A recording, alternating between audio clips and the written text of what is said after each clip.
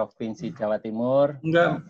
Yang Pak, ini kebetulan pada siang saya hari disuruh ini ganti background jadinya susah jadinya. Yang kebetulan siang hari ini ditugasi Saya disuruh ganti background sebagai moderator pada webinar hari ini. Bapak Ibu sekalian yang saya hormati, di hari kemerdekaan siang hari ini, di hari libur nasional, kita semua masih bersemangat ingin mengikuti seminar online tentang pencatatan aset pengadaan barang jasa barang milik negara. Terima kasih atas semangat 45 Bapak Ibu. Kita isi kemerdekaan ini dengan belajar dan belajar terus. Mudah-mudahan ilmu kita pada siang hari ini dapat bermanfaat dan dapat kita terapkan di lingkungan kerja kita. Baik Bapak Ibu sekalian yang saya hormati, webinar pada siang hari ini akan diisi paparan tentang pencatatan aset PBJ BMN oleh Bapak Mandar Trisno Hadiputra, dilanjutkan oleh Mas Koko. Dilanjutkan oleh Mas Koko Inarto. Pak Mandar adalah sebagai Widya Iswara Ahli Muda dari Kementerian Keuangan, sedangkan Mas Koko Inarto sebagai Widya Iswara di Denpasar. Baik Bapak Ibu sekalian yang saya hormati, sebelum seminar online hari ini kita mulai, marilah kita sama-sama berdoa sekaligus mengheningkan cipta bersama, mendoakan para pahlawan yang telah gugur berjuang untuk memerdekakan negara Indonesia tercinta ini. Mudah-mudahan para arwah pahlawan diterima di sisi Allah Tuhan Yang Maha Esa, dan webinar yang kita lakukan siang hari ini dapat berjalan dengan lancar dan bermanfaat bagi Bapak Ibu sekalian. Mengheningkan cipta dimulai.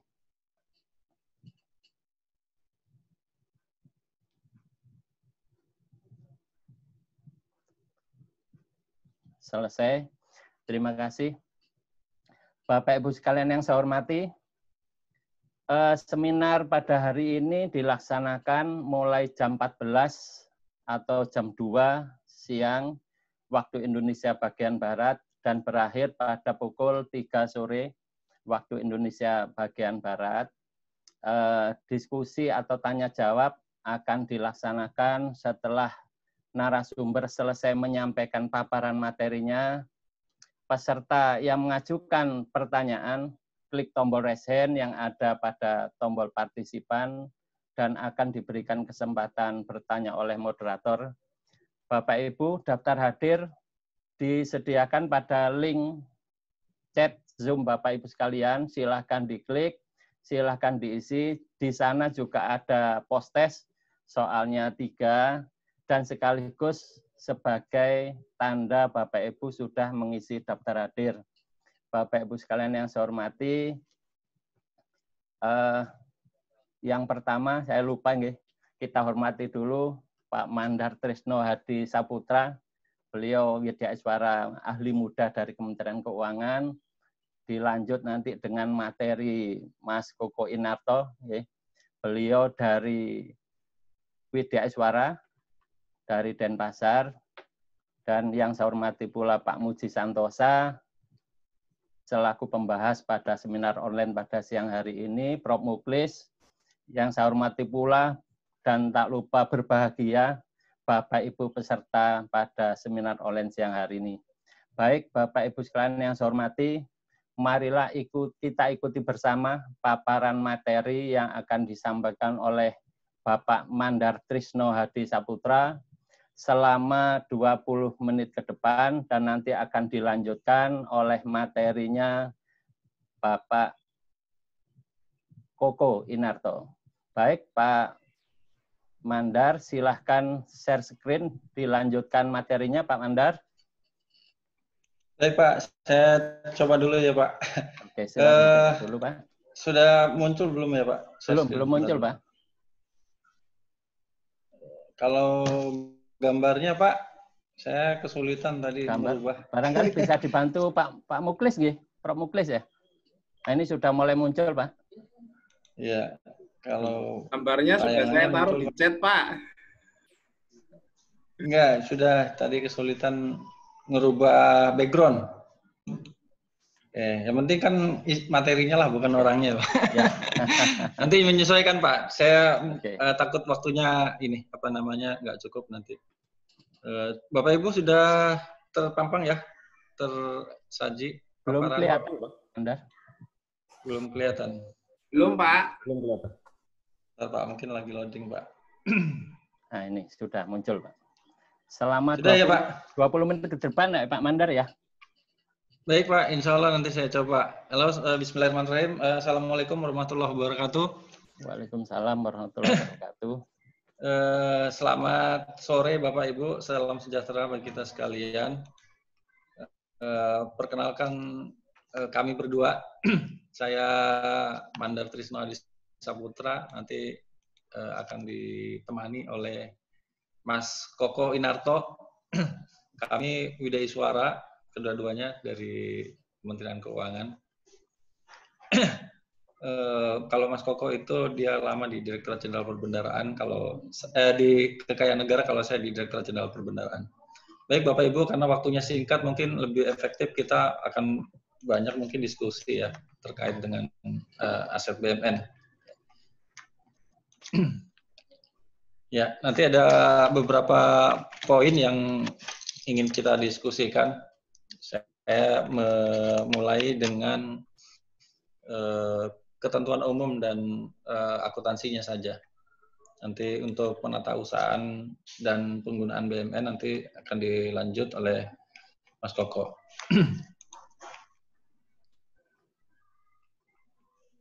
Ya. Baik Bapak Ibu, saya langsung saja materi ya, tadi sudah diperkenalkan. Mungkin Bapak Ibu sudah, karena rata-rata pengelola BUMN dan inspektorat, nanti kita banyak diskusi saja. Ini saya siapkan, kami siapkan berdua materi terkait dengan pencatatan di barang milik negara. Jadi, tapi nanti mungkin bisa diskusinya bisa berkembang juga dengan BMD ya, karena di sini ada Mas Koko. Siapa tahu nanti bisa berbagi pengalaman. Untuk regulasi keuangan mulai dari Undang-Undang Perbendaharaan Nomor 17 ya, kemudian Nomor 1 2004 tentang perbendaharaan, nanti ada PP mengenai pengelolaan BUMN dan BMD yaitu PP 27 2014. Kemudian karena ini sebatas temanya mengenai pencatatan aset, lebih fokus kepada penatausahaan BUMN ya. Mungkin BUMN juga setelah ketika akan digunakan itu juga perlu penetapan status dari pengelola barang, bisa juga dari pengguna barang. Nanti untuk teman-teman di BUMN juga perlu mengetahui mengenai PMK 246 tahun 2014 yang sudah 2 kali dirubah dengan perubahan terakhir mengenai PMK 76 tahun 2019. Apa itu pengertian BUMN dan BMD ya. Jadi sekalian ya BMD barang milik daerah ya. Ini meliputi dua hal yaitu barang yang dibeli atau diperoleh atas beban APBN. Sebelumnya Bapak Ibu sekalian mohon maaf apabila nanti ada suara-suara dari luar karena saya ini bertetangga dengan banyak orang jadi suara masjid masuk gitu ya. Tetangga dangdutan di sebelah juga masuk. Mohon maaf kalau nanti di setelah acara ada suara-suara yang mungkin tidak perlu Bapak Ibu dengarkan.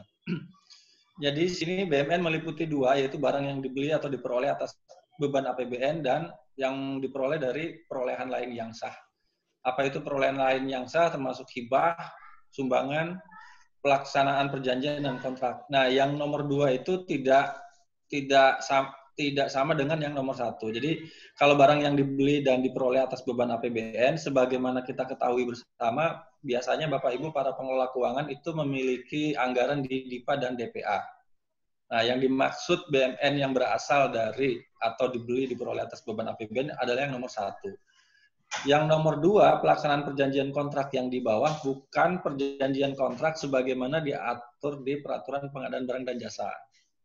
Ya, yang di pasal 28 mengenai bentuk kontrak di Perpres 16. Bukan itu.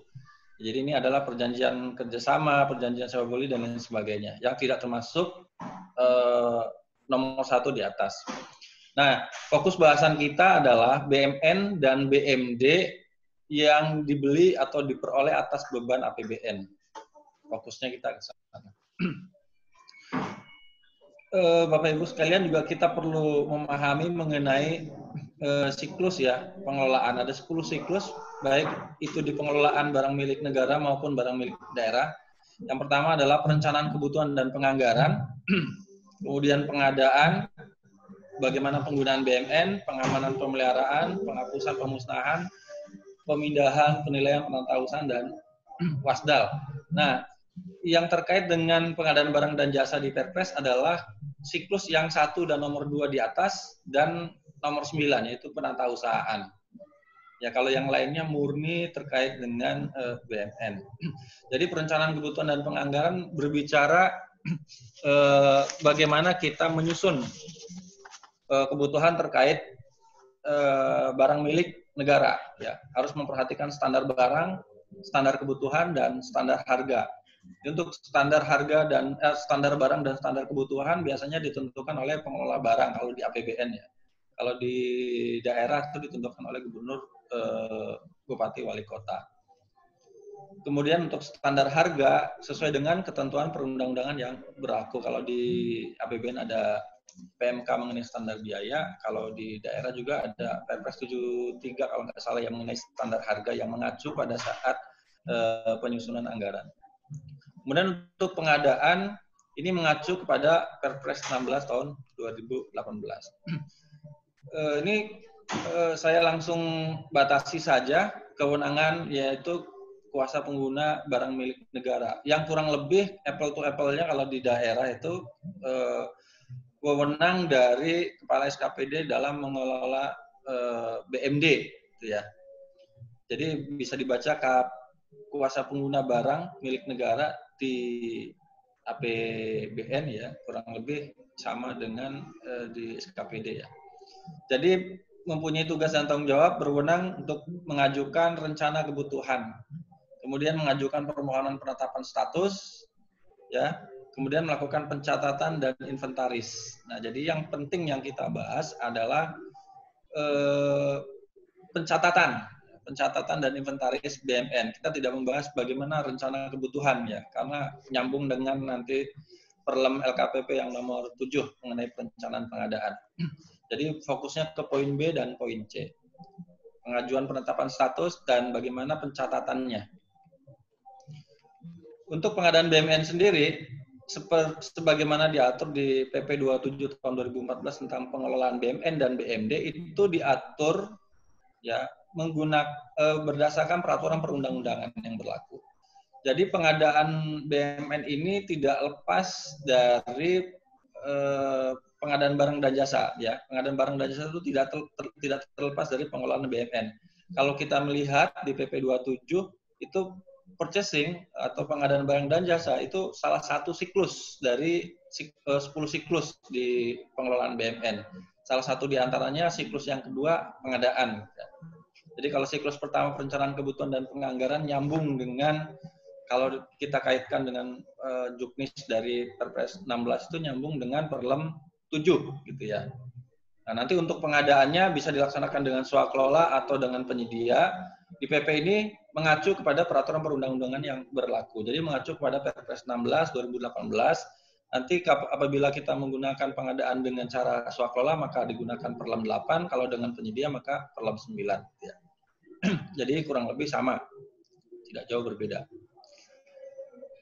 Prinsipnya adalah bahwa pelaksanaan pengadaan barang dan jasa itu dilaksanakan sesuai dengan prinsip-prinsip yang diatur di Perpres 16. Jadi di PP 27 2014, prinsip pengadaan itu sama dengan prinsip-prinsip pengadaan yang diatur di Perpres 16. Yaitu efisien, efektif, transparan, terbuka, bersaing, adil, dan akuntabel. Efisiensi bagaimana suatu entitas atau SKPD atau OPD atau Satker itu menggunakan resource seminimum mungkin untuk mendapatkan hasil yang semaksimum mungkin ya untuk mencapai pengadaan. Kalau efektivitas apabila kebutuhan mengenai pengadaan itu dapat terpenuhi ya, memperoleh manfaat sebesar-besarnya.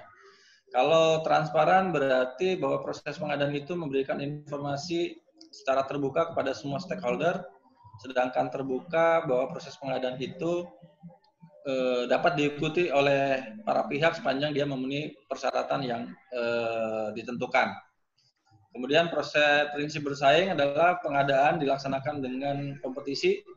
Kalau adil adalah memberikan perlakuan yang sama, kemudian kalau akuntabel bahwa proses pengadaan dapat dipertanggungjawabkan. Jadi kurang lebih prinsip-prinsip terkait dengan pengadaan BUMN hampir sama dengan prinsip-prinsip pengadaan yang diatur di Perpres 16.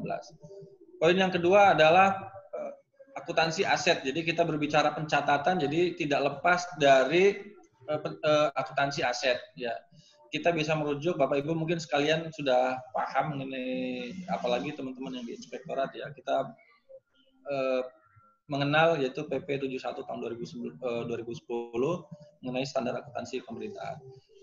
Ini hubungan pengadaan dengan pengelola BUMN. Kalau kita melihat di Perpres 16, jenis pengadaan itu meliputi 4 hal, itu barang, pekerjaan konstruksi, jasa lainnya, dan jasa konsultansi. Kalau kita mengacu kepada jenis BUMN atau aset, ya, ada namanya aset lancar, yang kita mengenal namanya itu persediaan, kalau di neraca atau di laporan kementerian lembaga, dan aset tetap, ya, yaitu tanah, peralatan mesin, gedung bangunan, jalan, jembatan, irigasi, konstruksi dalam pengerjaan, dan aset tetap lainnya. Yang ketiga adalah aset lainnya, yaitu aset tidak berwujud. Nah, sebagian besar pengadaan kita itu, apalagi belanja ya, itu belanjanya belanja modal, di mana belanja modal itu lebih banyak akan menghasilkan aset tetap. Ya. Yang 6 tadi, tanah, peralatan mesin, gedung bangunan, jalan, jembatan, irigasi, KDP, dan aset tetap lainnya. Nah, bagaimana memetakan jenis pengadaan dengan jenis BUMN-nya? Jadi jenis pengadaan barang bisa saja itu menghasilkan satu persediaan. Itu bisa juga menghasilkan aset tetap, ya, ke peralatan dan mesin. Kenapa tidak tanah? Karena tanah itu biasanya masuk ke pekerjaan konstruksi. Apakah itu penggurugan, pematangan, dan lain sebagainya. Ya, jenis pengadaannya masuknya ke pekerjaan konstruksi. Dan bisa juga aset tetap lainnya, seperti kita misalkan beli hewan, tanaman, buku-buku, dan lain sebagainya. Jadi, kalau kita mengacu jenis pengadaan barang di Perpres 16, bisa saja itu akan menghasilkan 3 aset, ya. Aset yang lancar, yaitu bisa persediaan, aset tetap peralatan mesin, dan aset tetap lainnya. Ini pemetaan yang saya lakukan. Kalau pekerjaan konstruksi, ada tanah, gedung bangunan, jalan irigasi juga masuk KDP ya, semuanya juga bisa masuk KDP, konstruksi yang dalam pengerjaan. Untuk barang, untuk aset peralatan mesin tidak masuk pekerjaan konstruksi, ini berbeda ya. Kalau ketika peraturan yang lama, pekerjaan konstruksi itu termasuk selain membangun adalah mewujudkan wujud fisik lainnya. Sehingga dulu ada pertanyaan, kalau membangun kapal masuknya kemana gitu kan. Dulu teman-teman di pengadaan menggiring kalau membangun kapal, membeli kapal yang tidak ada di pasaran, itu disamakan dengan mewujudkan wujud fisik lainnya. Sehingga pekerjaan konstruksi tadi akan menghasilkan aset peralatan mesin. Namun sekarang pengadaan kapal yang tidak ada di pasaran, kemungkinan tidak masuk di pekerjaan konstruksi. Ya. Jadi bisa jadi ke jasa lainnya. Jadi tidak menghasilkan dari pekerjaan konstruksi itu, tidak menghasilkan peralatan mesin. Kemudian untuk jasa lainnya luas ya, pengadaan barang jasa dengan pendekatan metodologi, skill, keterampilan gitu ya. Kebanyakan itu menghasilkan peralatan mesin. Contohnya tadi kalau menurut saya yang pengadaan kapal bisa masuk ke jasa lainnya. Nah, untuk jasa konsultansi kita bedakan menjadi 2. Konsultan konstruksi sudah pasti dia akan menghasilkan aset, membentuk aset, gedung, dan bangunan. Ya. Jadi masuk ke sana nanti melalui jalur KDP gitu ya. Jadi 2, pekerjaan konstruksi dan konsultan konstruksi akan menghasilkan aset yang namanya gedung dan bangunan.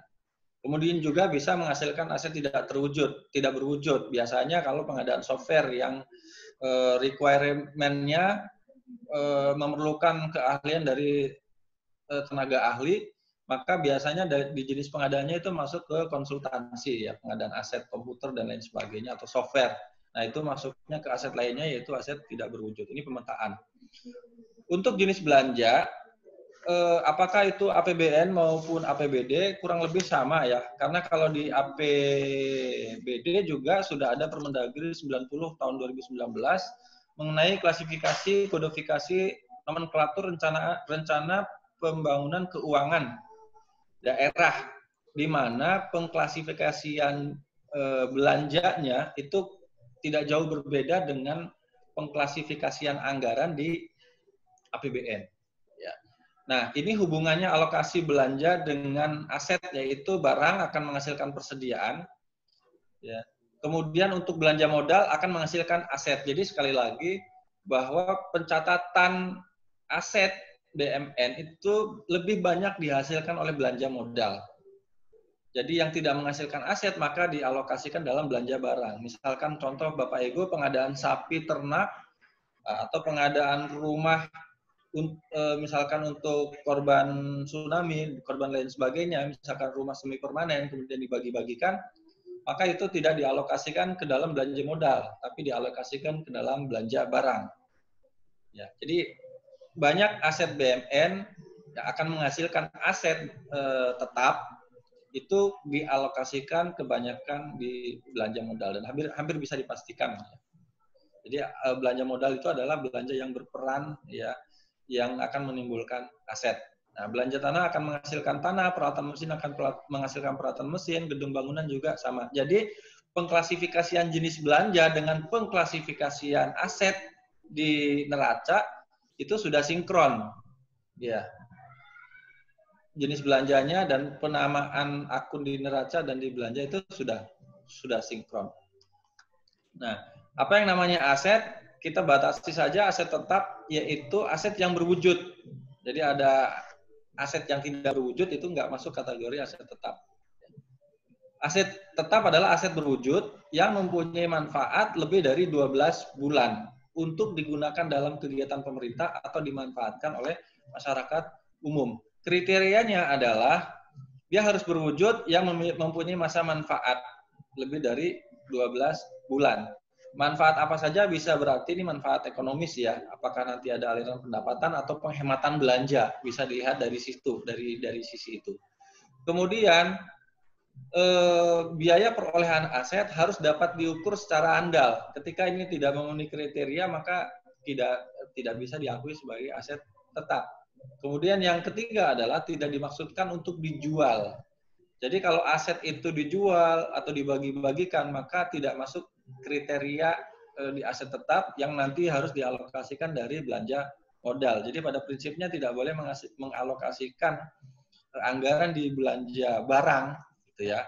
Apabila dia dimaksudkan untuk dijual. Mohon maaf saya balik. Tidak boleh mengalokasikan di belanja modal apabila aset tersebut tidak digunakan untuk operasional pelaksanaan TUSI. Ya, kalau untuk dijual maka tidak bisa. Kemudian diperoleh dibangun dengan masuk untuk digunakan.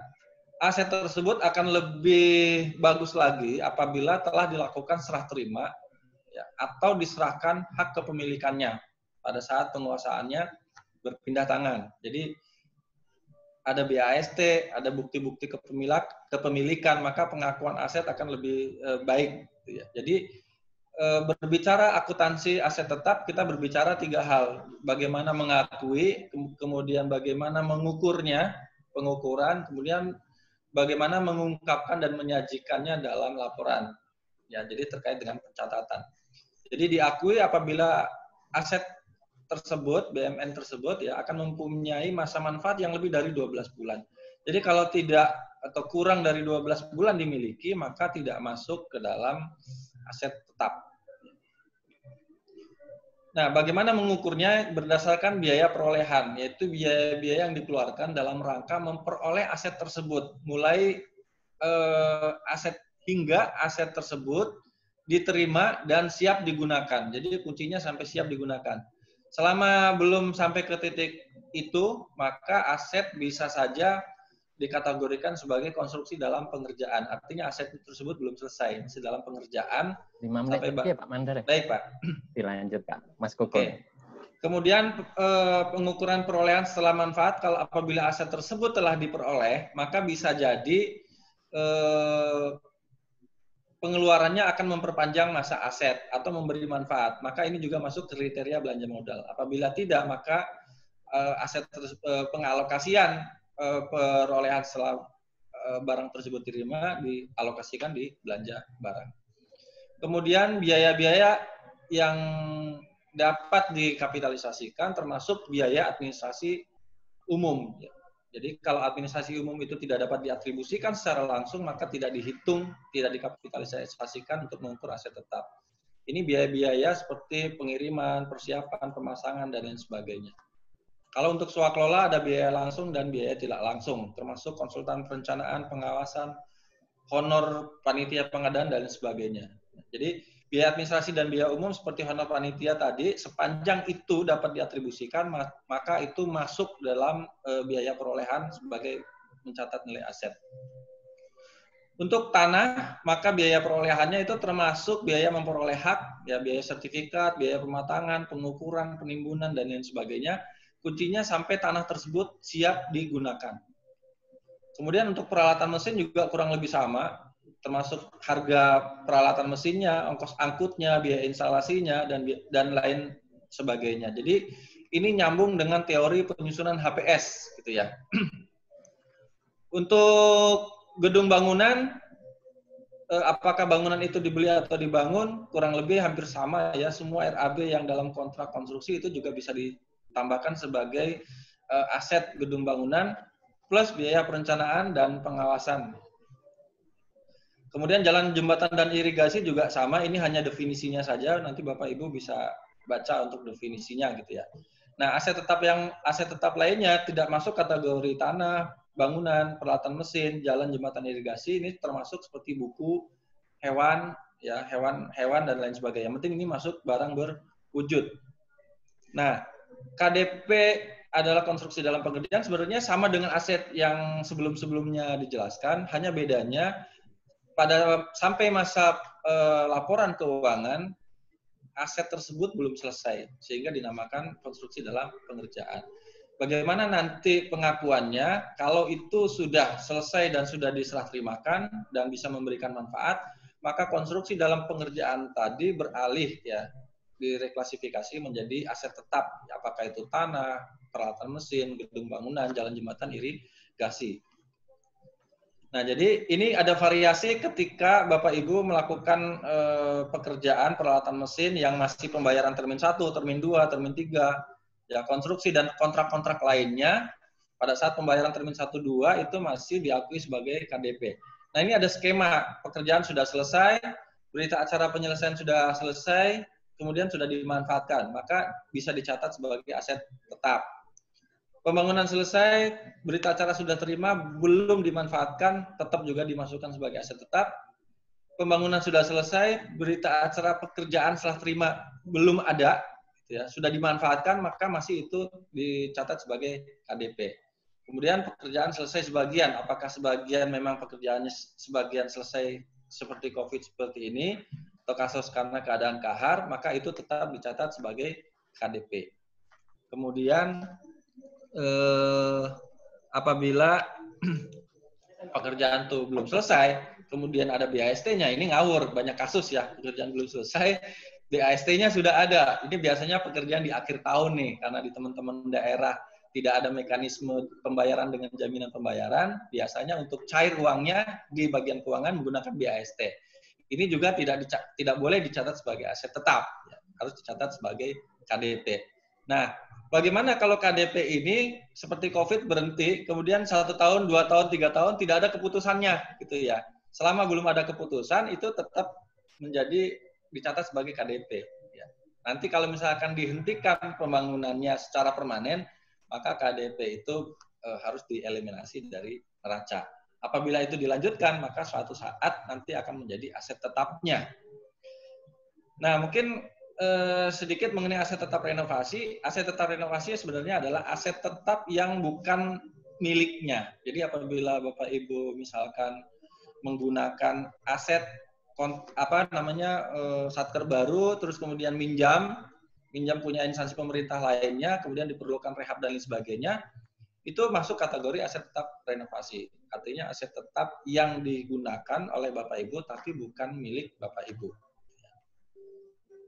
Ini contoh kasus ya, ini mudah. Jadi bagaimana mencatat nilai aset tanah itu termasuk biaya pembongkaran, biaya pematangan dan lain sebagainya. Apabila di tanah itu berdiri bangunan tua yang bangunan itu akan dihancurkan, maka nilai tanah juga termasuk nilai bangunan yang dihancurkan tadi. Sehingga mulai dari pengalokasian anggarannya dialokasikan di anggaran belanja modal tanah dan pencatatannya juga dicatat semua termasuk biaya pembongkaran tanah. Nah, ini perolehan secara gabungan. Biasanya Bapak Ibu untuk kontrak-kontrak tertentu, misalkan pengadaan meubiler, ya, mungkin ada juga yang kontraknya itu satu set meja kursi, ya, satu set meja kursi. Jadi perolehan secara gabung. Bagaimana pencatatannya? Nah, untuk pencatatan aset ini tidak bisa digabung satu set meja kursi, tapi harus dipisah mejanya berapa, kursinya berapa. Sementara Bapak Ibu waktu menyusun HPS itu sangat bisa jadi tidak menutup kemungkinan itu gabung waktu menyusun HPS-nya. Nah, bagaimana pencatatannya? Pencatatannya harus terpisah. Ya, berarti Bapak Ibu pasti waktu menyusun HPS bisa mempunyai harga pasar ya, harga satuan pasar, berapa harga meja dan sebagainya, itu bisa dilakukan dengan interpolasi. Ini contoh misalkan, sudah ditandatangani kontrak satu set meja kursi itu 15 juta. Mejanya berapa, kursinya berapa, nggak tahu. Padahal kita harus mencatat berdasarkan item. Nah, berdasarkan dulu waktu menyusun HPS, harga pasar, meja kursi itu 12 juta harganya. Sementara lemari buku 8 juta. Jadi total 20 juta. Nah, itu sebagai pembagi. 20 juta itu sebagai pembagi. Dari misalkan ini satu set meja kursi, maka 12 dibagi 20 dikali nilai kontraknya yang 15. Sehingga dicatat sebagai 9. Kalau untuk lemari buku, karena harga pasarnya 8, dibagi 20 dikali harga nilai kontraknya 15, jadi 6. 9 dan 6. 6 untuk lemari buku dan 9 untuk meja kursi. Ini contoh kalau Bapak Ibu kontrak pengadaan aset atau meubiler di kontraknya yang satu set, sementara pencatatannya harus dipisah. Oke. Pengeluaran setelah perolehan mungkin ini saya lewat ya, karena kan konteksnya adalah pencatatan BMN PBJ. Jadi yang saya tangkap adalah bagaimana mencatat BMN yang dihasilkan atas kontrak-kontrak pengadaan barang dan jasa.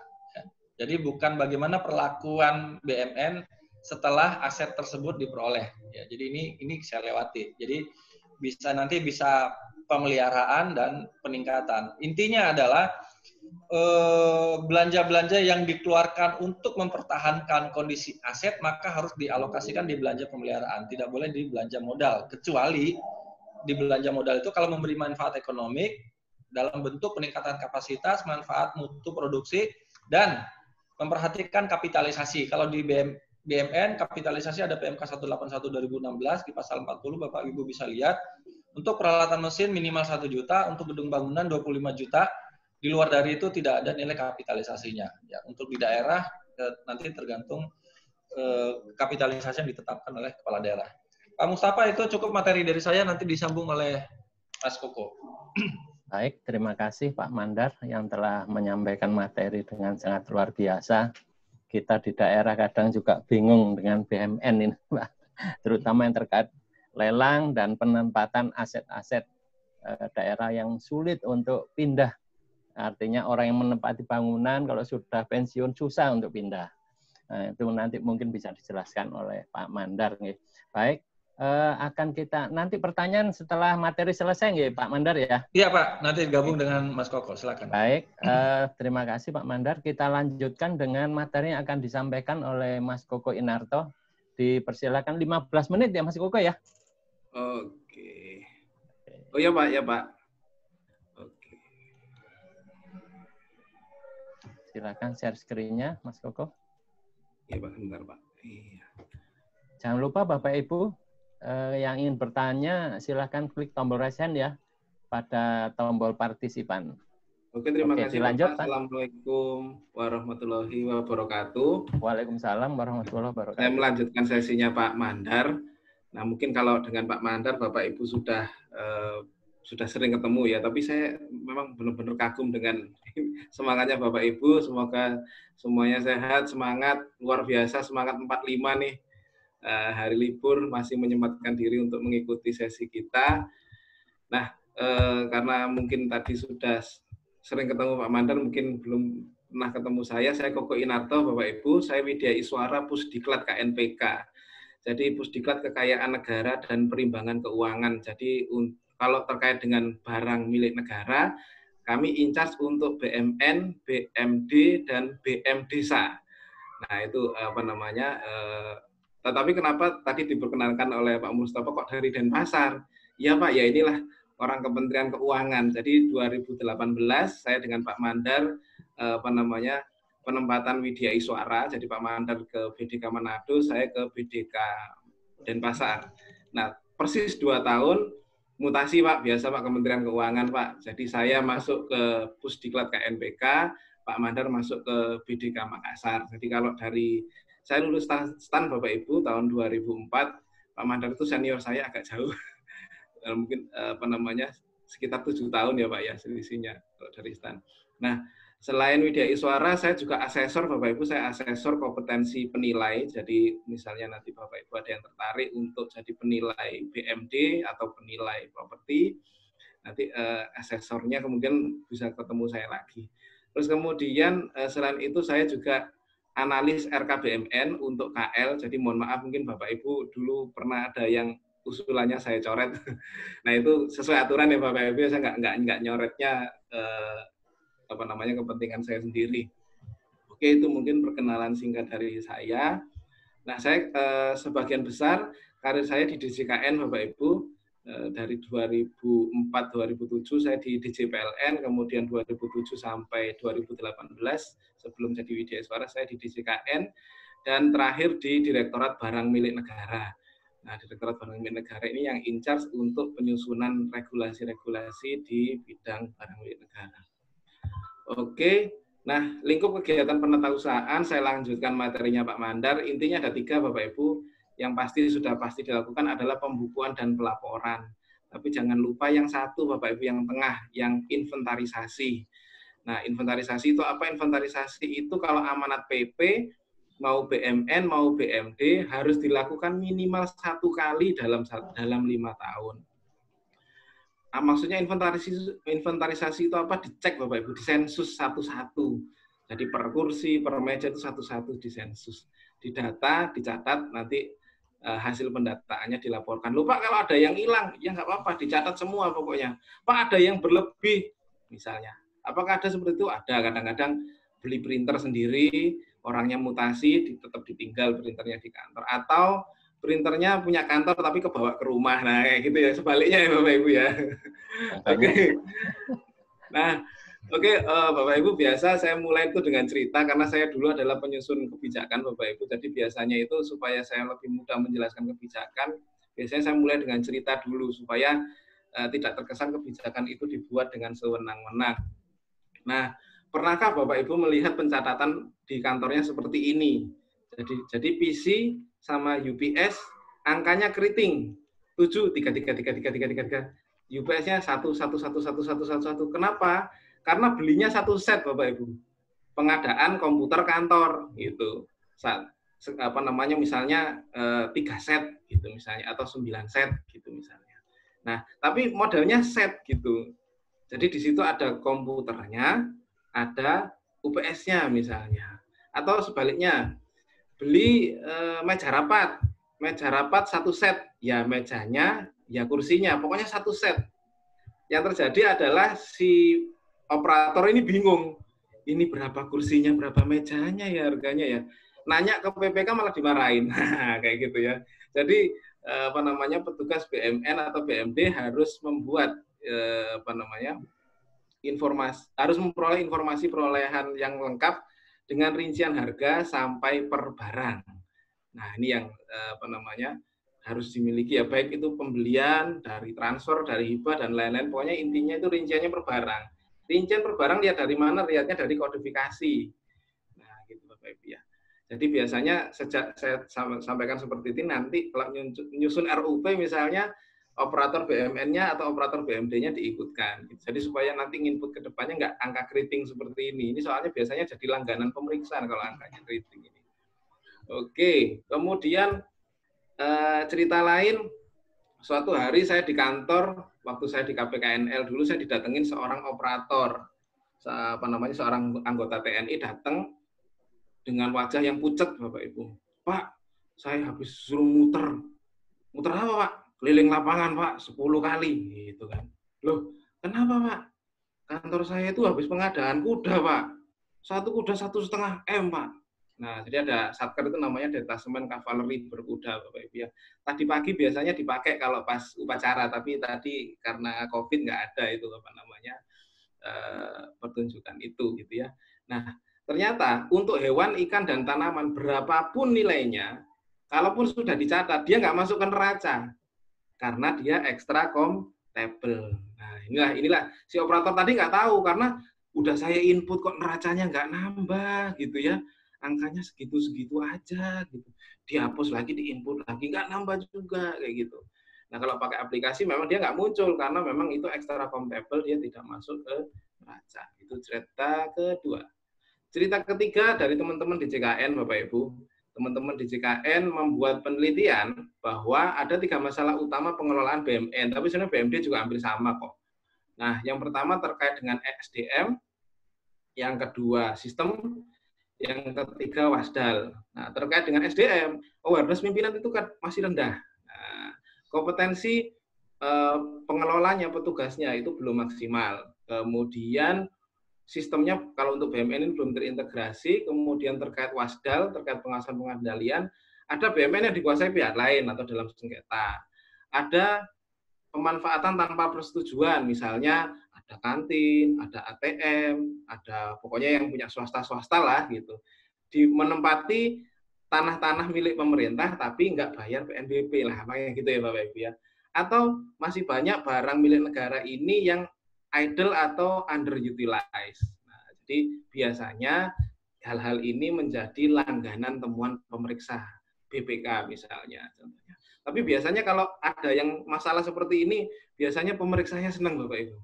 Kenapa? Karena ST-nya sebulan, seminggu udah full temuannya. Nah, bisa jalan-jalan gitu ya Bapak Ibu ya. Oke. Karena apa? Karena dulu waktu di stan teman saya juga banyak yang penempatan BPK. Jadi kalau dapat temuan kayak gini, wah bisa cepat nih selesai gitu. Nah, intinya Bapak Ibu dalam pencatatan BMN maupun BMD itu yang penting substansinya. Nah, jadi saya diajarkan dulu waktu kuliah substance over form untuk pencatatan aset tetap dan aset lancar. Nah, saya masih ingat Bapak Ibu. Kalau untuk penganggaran, let the manager manage. Silakan mau manajernya mau bikin penganggaran apa, silakan. Resiko tanggung penumpang. Nah, kayak gitu. Itu kata dosen saya dulu. Lanjut. Nah, penata usahaan ini kalau buat BMN Bapak Ibu itu adalah kuncinya. Nah, untuk tertib administrasi, tertib fisik, dan tertib hukum. Nah, jadi bikin PMK-nya saja Bapak Ibu 9 tahun Bapak Ibu. Dari 2007, PMK 97-2007 sampai 2016. Ini kasihan seksi yang jadi PIC-nya dulu Bapak Ibu ya. Penilaian kinerjanya merah, terus ya nggak terbit-terbit. Ya itu nasib ya Bapak Ibu ya. Alhamdulillah itu dulu bukan seksi saya. Lanjut. Nah, ada 5 hal yang harus dipahami KPB untuk penatausahaan BMN dan BMD. Jadi 5 hal ini Bapak Ibu dari mulai inventarisasi, pembukuan pelaporan, kapitalisasi dan kodifikasi, penyusutan dan harmonisasi, rehabilitasi, renovasi atau restorasi, dan terakhir rekonsiliasi data. Nah, jadi sebenarnya kalau kepala kantornya itu ngerti yang 5 hal ini, wes aman gitu. Lanjut aja udah. Jadi integrasi penganggarannya untuk pengadaan terutama sangat bisa dilakukan. Oke, itu tadi selesai ceritanya, kita masuk ke materi.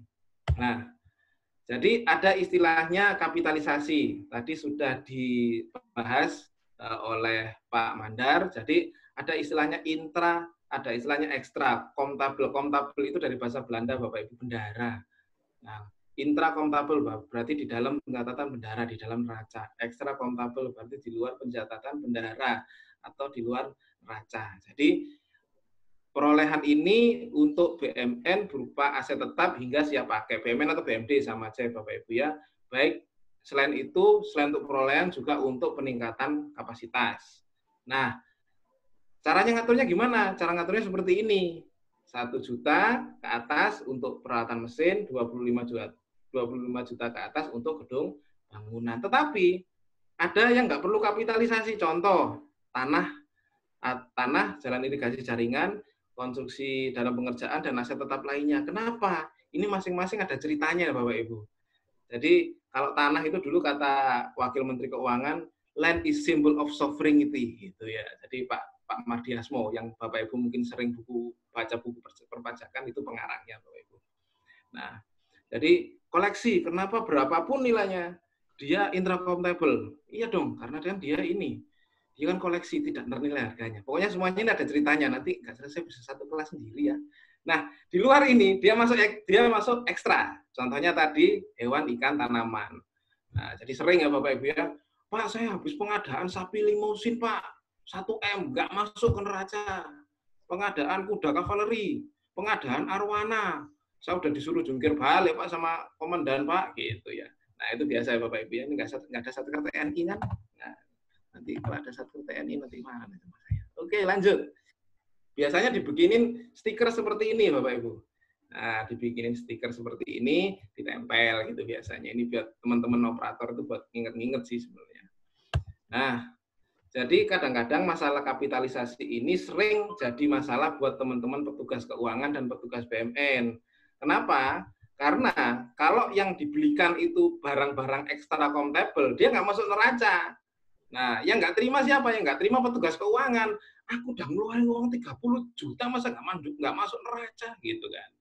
Nah, jadi petugas BUMN bingung, ini kok bisa ya nggak masuk neraca ya gitu. Udah saya input Mas, udah saya input gitu misalnya ya. Nah, jadi tadi pengetahuan mengenai kapitalisasi ini harus dipahami dua-duanya, baik petugas keuangan maupun petugas barang. Nah, gitu ya. Oke, nah ini contoh kapitalisasi. Nah, ini tadi yang dicontohkan Pak Mandar juga untuk pengadaan tanah misalnya, untuk sertifikat, pematangan, pembebasan, honor tim, dan lain-lain. Pak, kalau sertifikatnya hilang masuk ke sini enggak? Enggak. Nah, maksudnya kan bikin sertifikat baru, Pak. Iya, tapi nggak masuk sini. Loh, kok bisa gitu? Iya, maksudnya belanja operasional. Jadi untuk pengadaan pertama perolehan, masuk ke sini. Nah, kalau sertifikatnya hilang, dia nggak masuk ke sini. Begitu juga untuk misalnya kendaraan. BPKB-nya hilang, Pak. Jangan-jangan habis BPKB-nya hilang, kendaraannya yang hilang. Nah, itu sering terjadi kayak gitu ya, Pak Ibu. Nah, ini contoh-contohnya biasanya pengeluaran-pengeluaran ini dibikin checklist oleh teman-teman pemeriksa biasanya. Dibikin checklist, ada nggak ada gitu ya. Kalau banyak nggak adanya temuan, ya gitu ya. Enak ya kerja jadi pemeriksa itu, dikit-dikit temuan gitu ya. Oke, lanjut. Nah, ini apa namanya untuk jenis-jenis aset yang lain ya Bapak Ibu ya, nanti bisa Bapak Ibu baca. Nah, termasuk juga untuk barang-barang yang diperoleh tidak dengan perolehan berupa pembelian. Nah, baik dari hibah, dari rampasan, dari reklas, ini juga harus jelas apa namanya masing-masing nilainya per barang. Nah, ini per barang ya Bapak Ibu ya, per barang. Oke, kemudian kadang-kadang sering berantem juga masalah rehabilitasi, renovasi, dan restorasi. Pastikan Bapak Ibu, hanya 3 istilah ini yang dipakai. Kadang-kadang itu ada satker itu yang pengen keren. Nah, bikin istilah baru, Pak, saya mau benerin gedung. Saya nggak mau pakai istilah renovasi. Kenapa? Karena nanti gampang kelihatan preman sekitar, Pak. Saya pakai istilah baru, namanya revitalisasi. Kan tadi asumsinya kalau penganggaran kan let the manager manage kan. Tulis aja revitalisasi, tulis. Ada bagus, setujui sama DJA kan kayak gitu kan. Begitu mau input ke aplikasi, bingung lah si operator. Revitalisasi itu masuk yang mana kayak gitu kan. 5 menit lagi, Mas Gogo. Iya, Pak. Iya, 1 menit lagi ya, Pak ya. Oke. Nah, jadi mulai ini Pak, mulai narik-narik rambut ini biasanya. Karena nggak ada di 3 istilah ini. Oke, lanjut. Ini organisasinya Bapak Ibu kalau di BMN, saya yakin kalau Bapak Ibu pengelola BMN sudah mengetahui ini, kemudian kita bisa langsung skip ke penggunaan. Nah, ini bisa langsung skip ke penggunaan. Nah, penggunaan ini Bapak Ibu, intinya barang yang sudah dibeli itu dia harus dilakukan penetapan status penggunaan. Kadang-kadang sering timbul pertanyaan kepada kami dan kadang-kadang juga berdebat juga, Pak, kalau barang itu diibaratkan manusia, penetapan status itu KTP atau akte kelahiran? Nah, jawabannya biasanya banyak yang jawab KTP. Loh, berarti kalau pindah bikin KTP baru dong? Nah, enggak seperti itu Bapak Ibu. Jadi kalau penetapan status ini adalah akte kelahiran dari sebuah BMN. Pak, kadang-kadang itu ini Pak, belum lengkap dokumennya Pak. Apakah harus nunggu lengkap dokumennya baru penetapan status? Enggak, catat dulu. Nah, catat dulu sama kayak kita punya anak gitu ya Bapak Ibu ya, dari istri kita gitu ya Bapak ya. Kalau walaupun belum punya akta kelahiran kan kita tetap akui itu anak kita kan ya Bapak ya. Nah, kayak gitu. Jadi penetapan status ini harus dilakukan untuk semua BMN atau BMD yang digunakan sendiri, kecuali yang sebelah ini. Nah, jadi ada pengecualiannya, tidak semua ditetapkan status untuk barang-barang ini. Nah, nanti kita akan ulas lebih lanjut di pertanyaan. Nah, nanti masing-masingnya ada ceritanya nih. Kenapa kok nggak perlu status, ya, nggak perlu penetapan status. Mungkin itu Pak Mustafa sebagai pembukaan. Nah, sebagai materi pembuka nanti kita lanjut ke pertanyaan saja. Monggo Pak Mustafa, terima kasih waktunya. Baik, terima kasih Pak Koko Inarto dan Pak Mandar yang telah menyampaikan materi dengan sangat luar biasa. Mungkin ada di benak teman-teman sama nih Pak Mas Koko, di benak saya juga begitu. Kenapa sih ya kalau pemindah tanganan barang milik negara yang memang kondisinya sudah tidak layak pakai, kok nunggu sampai rusak baru KPKNL mau proses? Itu yang pertama, mungkin yang pertama. Yang kedua, ada ASN yang menempati suatu bangunan rumah dinas misalkan, sudah pensiun lama, diusir nggak mau. Ini juga masalah di daerah banyak itu Mas Koko. Padahal di aturannya itu, di perjanjian menempati rumah dinas itu 6 bulan setelah pensiun harus angkat kaki. Nyatanya sampai beranak pinak susah untuk memindahkan mereka. Bisa jadi faktor kemanusiaan, enggak tahu, mungkin Mas Koko dan Pak Mandar bisa ngasih resepnya di sini. Baik Bapak Ibu sekalian yang saya hormati, terima kasih banyak, tetap semangat ini di hari kemerdekaan. Ini sudah ada 3 yang raise hand. Yang pertama Dr. Kurniawan Ilyas, silahkan di-unmute Pak. Pak Kurniawan Ilyas. Terima kasih. Oke, silahkan Pak. Assalamualaikum warahmatullahi wabarakatuh. Waalaikumsalam warahmatullahi wabarakatuh.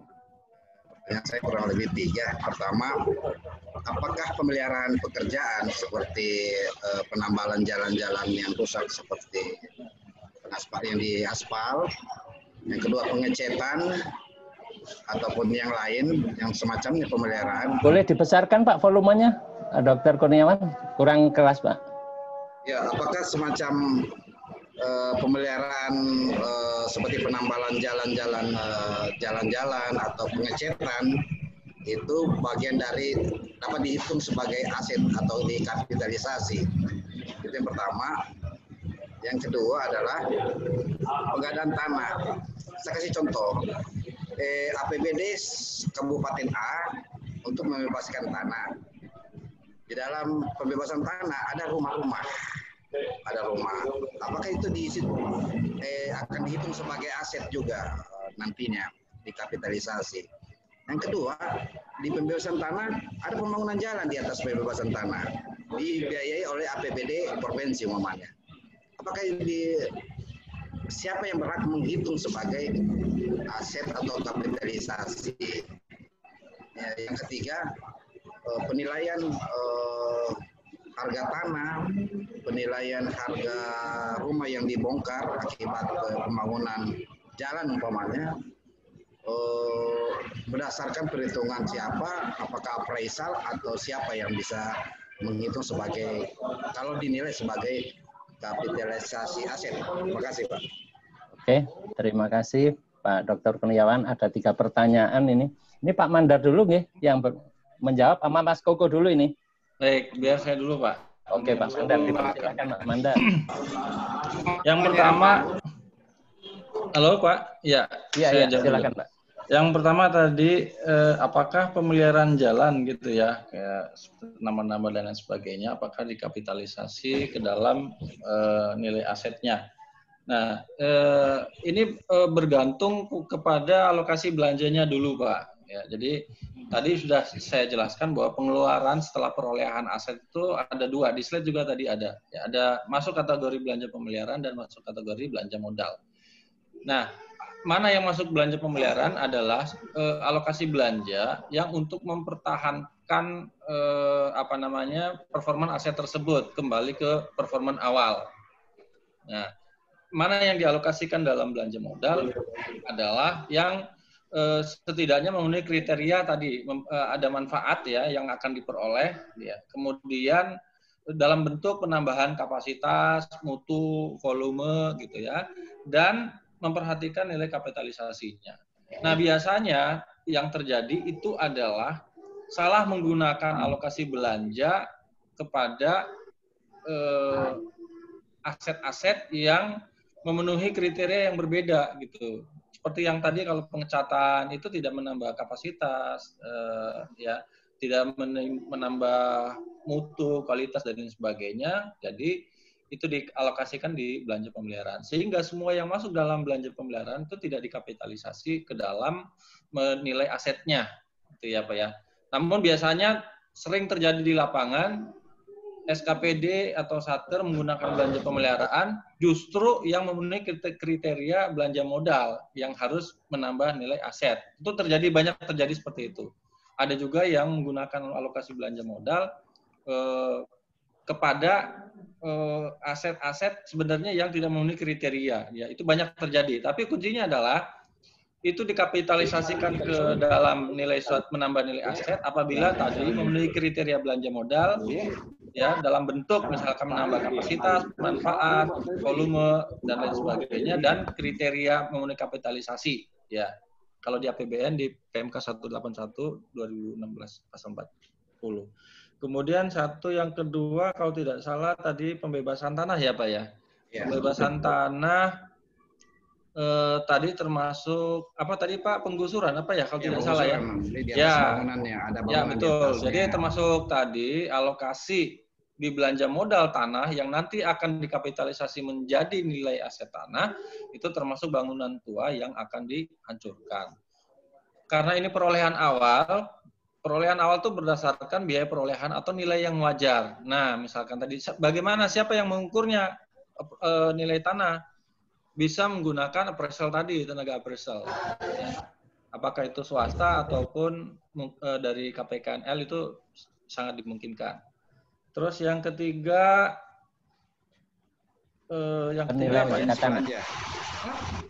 dua jenis belanja, pembebasannya oleh APBD kota, sedangkan peningkatan jalan atau pengaspalannya APBD provinsi. Bagaimana mengkapitalisasi ini? Apakah APBD provinsi yang menghitung semuanya sebagai asetnya atau bagaimana? Oh, kalau untuk pencatatan berarti bergantung kepada nanti siapa yang menggunakan aset itu, Pak. Kalau untuk penguasaannya, misalkan contoh begini, Pak. Itu kan, itu sumber pembiayaan ya, Pak. Jadi sumber pembiayaan itu bisa berasal dari mana saja. Kalau di APBN itu kan ada namanya DKTP. Ya, DKTP itu sumbernya dari APBN, tapi nanti suatu saat apabila aset itu terbentuk setelah pekerjaan selesai, maka dari pemerintah pusat akan menyerahkan kepada daerah. Sehingga nanti yang akan melakukan pencatatan itu adalah daerah. Intinya adalah ketika aset itu tidak digunakan oleh satu entitas, ya, tidak digunakan, maka tidak dicatat oleh yang bersangkutan meskipun alokasi anggarannya dia yang punya gitu ya. Jadi siapa yang mencatat aset adalah yang menguasai aset dan menggunakan aset itu untuk operasional tusi ya. Silakan Mas Koko, mungkin ada ditambahkan, silakan. Oh iya. Sebelumnya ada pertanyaan dari Pak Mustafa sebenarnya, Pak. Ya, saya jawab dulu ya. Jadi pertama, kenapa penghapusan itu menunggu rusak berat. Nah, kalau untuk BMN tidak, Pak, tidak seperti itu. Jadi ini sudah kita rubah sebenarnya dengan bahkan sampai PMK yang terakhir, PMK 83 tahun 2016. Jadi aset ini memang untuk BMN itu memang disarankan oleh BPK dulu waktu awal-awal 2010 agar ditetapkan masa manfaatnya. Dan saat ini sedang hal itu sudah diterapkan dengan ditetapkannya PMK nomor 1 tahun 2013 tentang tabel penyusutan dan masa manfaat. Nah, di masa manfaat itu diatur, jadi misalnya untuk barang inventaris secara umum ya Bapak Ibu, yaitu rata-rata 5 tahun, untuk kendaraan itu rata-rata 7 tahun, nah baru mungkin untuk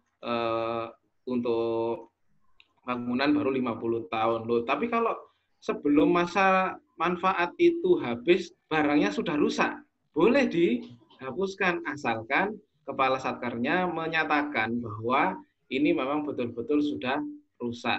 Dan pernyataan itu juga bisa didukung rekomendasi dari instansi yang berwenang. Jadi misalnya kalau pengen yakin gitu, misalnya ini motor saya 5 tahun udah rusak karena tugas ke daerah terus gitu misalnya, itu boleh silakan dinyatakan saja oleh kepala satkernya bahwa 5 tahun sudah rusak berat. Kalau nggak yakin gimana? Nah, minta tera dari Dishub misalnya seperti itu.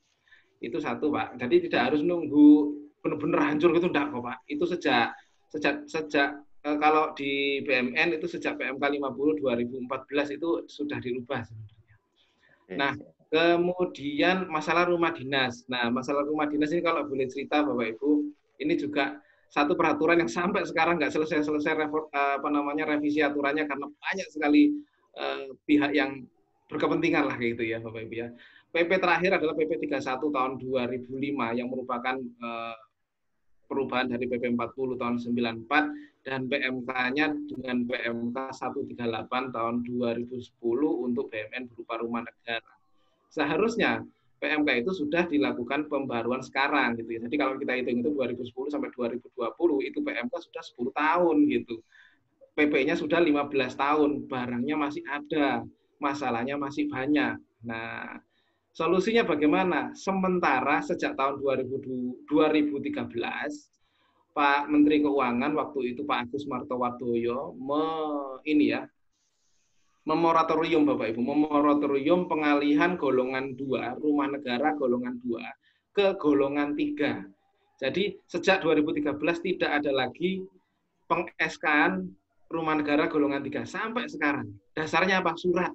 Cuma pakai suratnya Pak Agus Marto. Saya sampai sekarang juga suratnya itu ada di komputer saya yang lama. Waktu itu install ulang kehapus, belum nemu lagi. Pokoknya saya masih ingat. Jadi kalau ada pengajuan itu pasti ditolaknya. Oke. Nah, kemudian bagaimana itu golongan 3, bagaimana dengan golongan 1 dan 2? Golongan 1 dan 2 ikuti SIP. Kalau SIP tidak dipatuhi, lakukan upaya hukum sesuai aturan yang berlaku. Nah, gitu aja. Jadi kalau misalnya, jadi beberapa kali ya Bapak Ibu ya, bahkan kami sendiri di Kementerian Keuangan itu juga pernah melakukan penertiban untuk rumah negara. Ya, kadang-kadang ngusir teman sendiri sih jadinya. Oke, kemudian itu mungkin dari pertanyaan Pak Mustafa.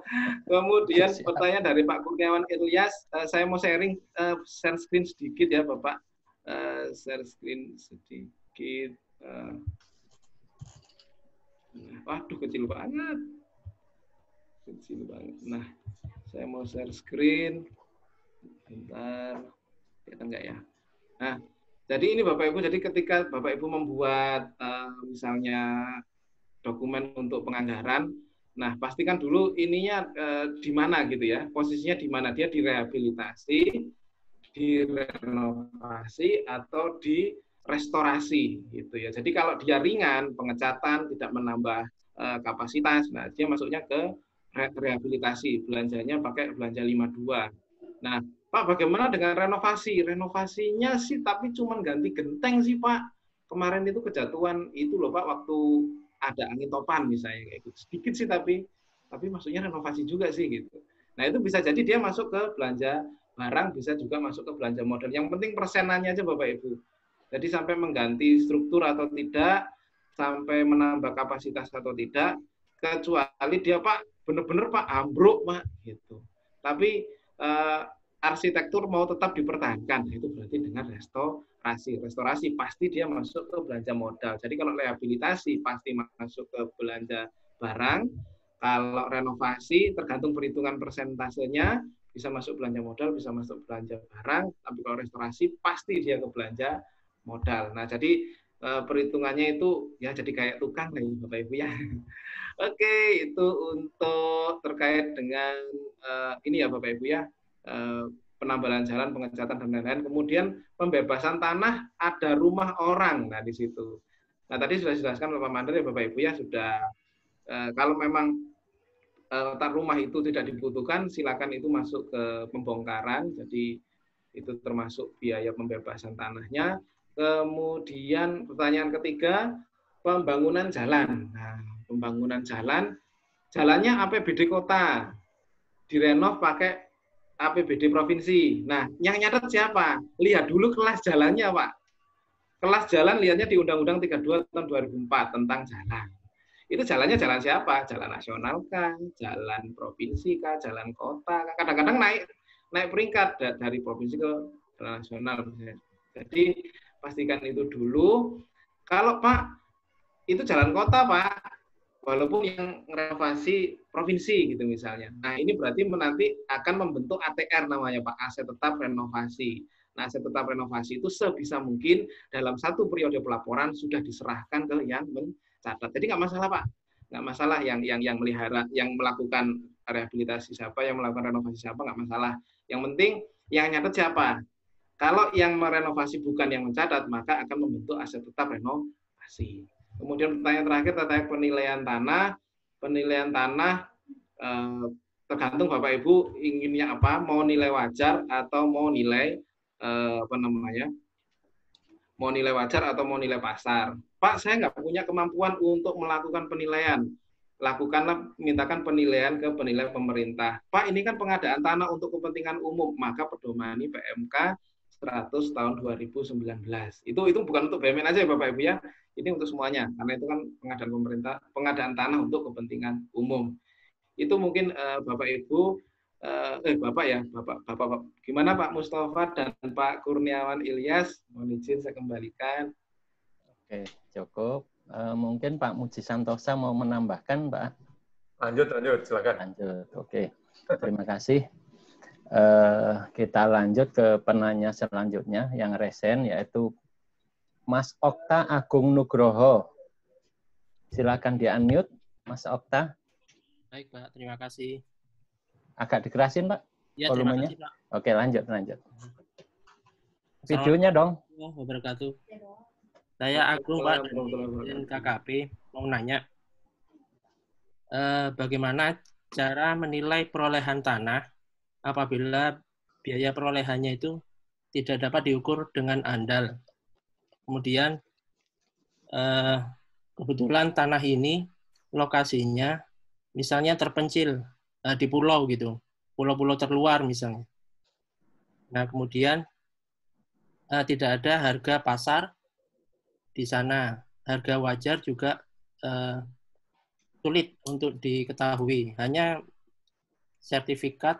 Kalau sertifikat ini kita sudah punya, namun tidak diketahui nilai perolehannya. Perolehan ini kemarin itu ada penyetoran PNBP. Ada juga yang PNBP-nya gratis gitu. Bagaimana seperti itu Pak untuk kendalanya pencatatan di BUMN? Cukup Mas Okta? Ya Pak. Maaf Pak, PNBP-nya terkait apa ya? Sorry Pak. Oh, PNBP-nya ini terkait pengurusan sertifikat, Pak. Pengurusan sertifikat hak pakai, gitu, Pak. Kemudian, kalau anggaran terkait perjalanan dinas, misalnya, itu untuk perolehan tanah, agak sulit, Pak, karena kan ini perjalanan dinas ini bisa campur dengan kegiatan yang lainnya, gitu. Tidak hanya untuk pengurusan tanah aja, gitu. Yang kedua, terkait pencatatan persediaan ikan, Mbak. Karena kami kan ada misalnya ikan ini dari kecil dipelihara sampai dewasa, kemudian dijual gitu untuk diambil atau diperoleh PNBP-nya gitu. Misalnya ikan kalau misalnya kecil kan satuannya misalnya benih atau apa gitu. Kemudian kalau yang besar biasanya dijual dengan ekor gitu. Jadi pencatatannya kan tidak sama satuannya di aplikasi persediaannya bagaimana. Kemudian mohon penjelasan Pak terkait aset biologis yang sedang disusun oleh Komite Standar Akuntansi Pemerintahan. Sampai saat ini bagaimana pernyataan standar akuntansi pemerintahannya? Apakah sudah selesai atau belum, Pak? Oke, cukup Mas Okta? Satu lagi, Pak. Oh, satu lagi ya. Ya, misalnya ada belanja barang, Pak. Belanja barang ini setelah diketahui realisasinya masuk dalam kategori aset tetap, yaitu misalnya yang pertama 12 bulan, umur ekonomisnya lebih dari 12 bulan, nilainya material dan tidak untuk dijual atau diserahkan kepada masyarakat. Ini pencatatannya di aplikasi per tanggal berapa Pak? Kalau misalnya itu ditemukan realisasinya di tahun lalu gitu Pak. Kalau di tahun lalu kan berarti penambahan saldo awal Pak.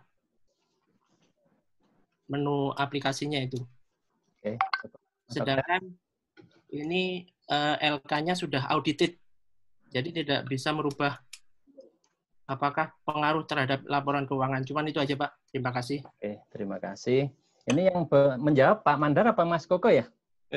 Saya duluan Pak, nggak apa-apa nanti Mas Koko yang nambah. Oke, Pak Mandar, dipersilakan Pak Mandar. Ada 3 pertanyaan ini. 4 Pak. Tadi banyak 5 kayaknya. Kembali lagi Pak tadi ke pengadaan tanah. Ini kan pengadaan tanah awal ya Pak ya. Jadi sekali lagi semua aset itu dicatat berdasarkan biaya perolehan Pak. Apabila biaya perolehan ini kan bisa berupa pembelian Pak, ya pembelian atau pembebasan tanah, gitu kan. Intinya bahwa semua biaya-biaya yang dikeluarkan dalam memperoleh aset tersebut, maka itulah dikapitalisasi menjadi nilai aset tersebut. Apabila tadi biaya perolehan tidak bisa diperoleh, maka bisa menggunakan biaya yang wajar. Ya, seperti tadi Pak, nanti kalau tanah bisa menggunakan jasa appraisal, apakah itu dari pemerintah atau dari swasta. Kemudian yang kedua, anggaran perjalanan dinas untuk memperoleh tanah, apakah dimasukkan juga di kapitalisasi. Nah, tadi ada klausul kalau Bapak lihat di PSAP 07 itu, apabila biaya-biaya administrasi umum tadi yang bisa diatribusikan secara langsung, maka itu dapat ditambahkan menjadi nilai aset tanah. Apabila tidak bisa diatribusikan secara langsung, maka tidak perlu biaya umum tadi menambah nilai aset tanah. Apalagi Bapak tadi dijelaskan bahwa perjalanan dinas ini kan ternyata satu kali jalan untuk keperluan yang banyak mungkin ya kan begitu. Jadi kuncinya tadi Pak, apabila bisa diatribusikan maka dicatat sebagai aset tanahnya. Apabila tidak, misalkan campur-campur, maka harus masuk ke tidak bisa dimasukkan. Nah biasanya pengalokasiannya itu termasuk perjalanan dinas ya di belanja modalnya. Jadi kemungkinan Bapak ini belanja perjalanan dinasnya di belanja barang.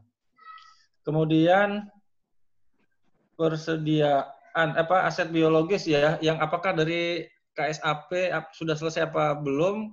Jujur kami tidak paham dan tidak mengetahui perkembangan mengenai standar dari aset biologis. Nanti Bapak bisa tanyakan atau bisa mengakses di KSAP ORG. Kemudian persediaan ikan, bagaimana pencatatannya? Nanti Mas Koko tolong dibantu menjawab. Kemudian belanja barang yang manfaatnya lebih dari 12 bulan, tapi nilainya cukup material. Tapi dari belanja barang, ini kalau Bapak bisa boleh detail pengeluarannya apa ya Pak? Karena pada prinsipnya semua yang dialokasikan di belanja barang, dia tidak akan membentuk aset tetap ya Pak. Mas Okta bisa diperjelas ya? Mas Okta Agung, boleh diperjelas belanja barang yang tadi memiliki manfaat lebih dari 12 bulan, kemudian nilainya material gitu ya. Contohnya apa ini kan? Apakah ini masuk persediaan apa aset tetap? Silakan. Baik, Pak. Jadi kebetulan kami kan menemukan bahwa Satker itu punya realisasi anggaran belanja barang. Oh, realisasi anggaran belanja barang di tahun yang lalu gitu ya? Ya, tahun lalu, Pak. Kemudian dibelanjakan semacam printer, laptop, kapitalisasinya di atas 1 juta gitu, Pak. Ini kejadiannya karena kan kapitalisasi kalau di APBN Pak Okta dari APBN ya, berarti kan merujuknya ke 181/2016 itu kan efektif 2018 Pak. Kapitalisasinya 1 juta, tapi sebelum kejadian itu masih 300.000. Nah, ini di 2019 misalnya Pak. Oke Pak, iya. Jadi ada alokasi di belanja barang, tapi digunakan untuk melakukan pembelian printer gitu ya Pak? Misalnya gitu. Begitu ya Pak? Betul Pak. Iya betul Pak. Ya, cuma kejadiannya sudah yang lalu ya. Nah ini seharusnya dicatat di belanja modal. Jadi ini salah bas ya Pak, salah bas. Itu seperti yang tadi saya sampaikan. Tahun 2008 itu 4,7 triliun salah bas. Bisa jadi salah bas itu Satker nggak paham atau pinter bodoh. Sebenarnya dia tahu kalau itu nggak boleh untuk digunakan belanja modal, tapi karena anggaran belanja barangnya terlalu besar, akhirnya digunakan untuk tadi ya printer. Jadi sekali lagi Pak, sebenarnya kalau belanja barang tidak boleh digunakan untuk yang akan membentuk aset tetap. Apalagi yang kapitalisasinya melebihi nilai, kecuali ya Pak, kecuali di bawah kapitalisasi maka memang betul harus dialokasikan di belanja barang. Ya, jadi boleh Pak, misalkan beli printer 2019, harga printernya misalkan 999.000, walaupun itu printer memiliki umur ekonomis lebih dari 1 tahun, tapi karena nilai kapitalisasinya kurang dari 1 juta per unit, maka tidak boleh dialokasikan di belanja modal, tapi harus dialokasikan di belanja barang. Untuk pencatatannya, karena printer tadi di bawah kapitalisasi, seperti tadi sudah dijelaskan oleh Mas Koko, dia akan masuk ke extra contable. Tidak masuk dalam neraca bukan berarti tidak ada barangnya, tapi di pencatatan ada di daftar barang inventaris, tapi extra contable karena kurang dari kapitalisasi. Jadi untuk kasus Bapak itu seharusnya masuk di aset BMN Pak sebagai aset tetap peralatan mesin gitu ya. Kalau untuk masalah salah alokasi belanjanya mungkin bisa dijelaskan di caleg gitu ya. Silakan Mas Koko ditambahkan.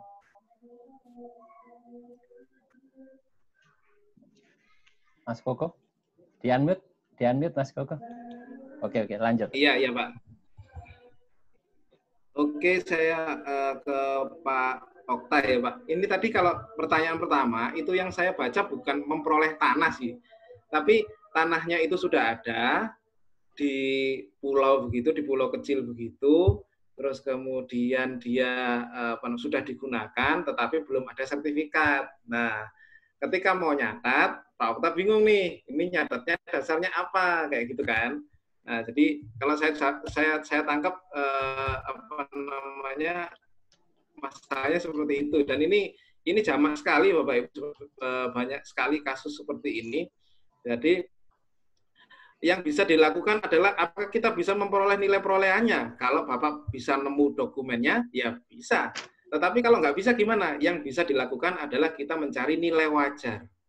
Nah, yang bisa menentukan nilai wajar itu siapa? Yang bisa menentukan nilai wajar adalah penilai pemerintah. Nah, penilai pemerintah itu di mana? Penilai pemerintah itu ada di JKN untuk saat ini. Nah, Pak, apakah nanti untuk BMD akan ada penilai pemerintah untuk BMD? Oh, ada. Nanti diadakan gitu, ada diklatnya segala macam, nanti yang akses mungkin saya. Gitu ya Pak ya. Jadi untuk pertanyaan pertama, untuk tanah yang belum diketahui nilainya tapi mau dicatat, pencatatannya menggunakan nilai wajar yang nilainya dikeluarkan oleh penilai pemerintah. Kemudian bagaimana PNBP-nya? Nah, bagaimana PNBP untuk pembuatan sertifikat? Kalau saya sih saran asal statusnya free and clear, artinya tidak ada masalah di tanah itu, tidak ada sengketa, ukurannya benar, tidak ada masalah ukuran, tidak ada tanah yang kena abrasi misalnya. Nah, lebih baik ikutkan saja program sertifikasi tanah yang dilakukan oleh masing-masing KPKNL, Pak. Jadi supaya baik biaya pengukuran maupun biaya PNBP-nya masuk ke masuk ke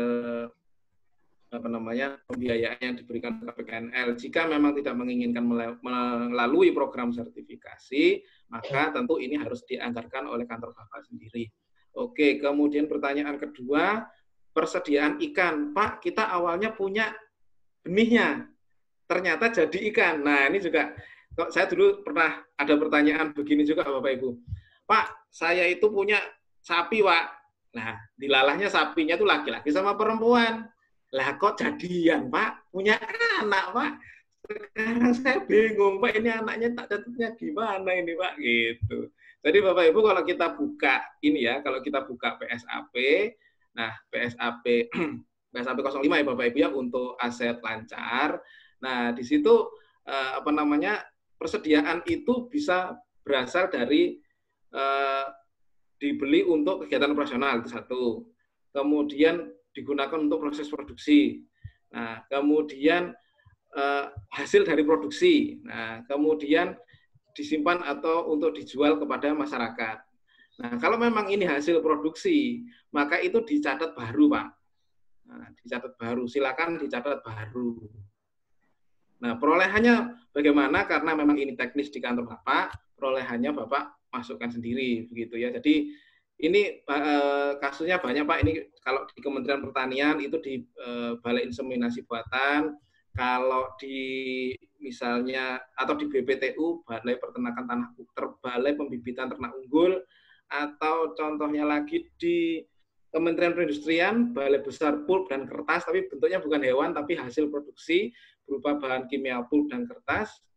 Nah, ini bisa menjadi contoh Bapak. Jadi intinya dia dicatat sendiri, Pak. Si ikan itu yang mau dijual ke masyarakat ini dicatat sendiri.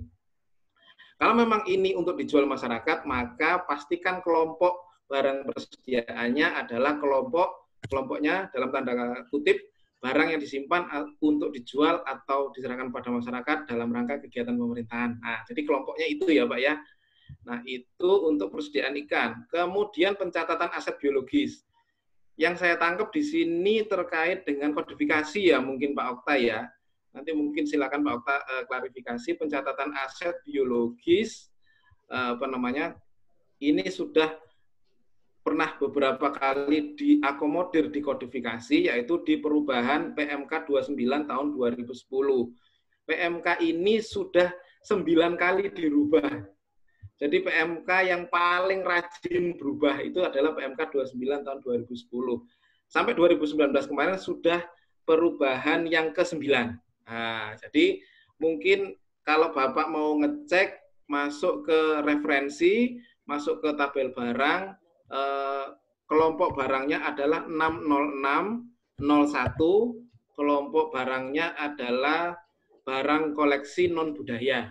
Nah, jadi Bapak masih akan masuk ke sini, apakah yang Bapak maksud tadi aset biologis itu sudah ada di sini.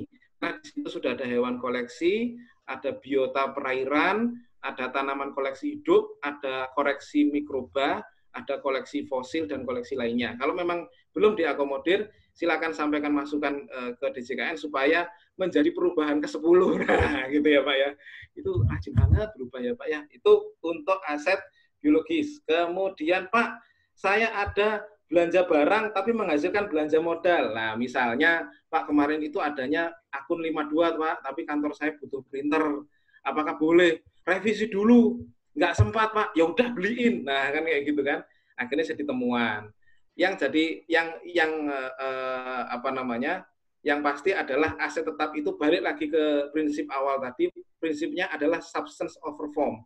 Yang penting substansinya. Substansinya apa? Barang modal atau barang pakai habis. Kalau dia barang modal maka harus dicatat di aset tetap. Pak, tapi belinya pakai belanja barang, nggak apa-apa catat. Nah, sudah lewat tahun Pak, nggak apa-apa catat. Catatnya apa? Pastikan Bapak Ibu sebelum mencatat, lihat dulu jurnalnya.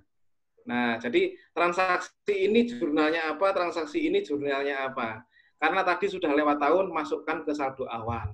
Nah, masukkan saldo awal, jurnalnya aman. Di situ tidak ada jurnal penganggarannya.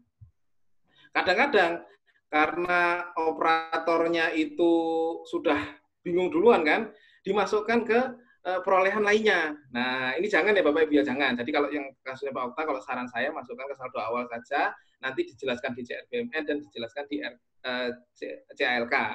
Nah, jangan masuk ke perolehan lainnya, karena perolehan lainnya itu nanti jurnalnya membentuk jurnal barang rampasan. Nah, ini repot lagi nanti. Ini KKP ngerampas siapa nih, gitu kan? Padahal kita nggak ada tusi melakukan rampasan, gitu misalnya. Oke, itu mungkin Pak Okta. Monggo saya kembalikan ke Pak Mustafa, mungkin bisa diklarifikasi ke Pak Okta, sudah menjawab atau belum? Baik, terima kasih Pak Mandar dan Pak Koko Inarto.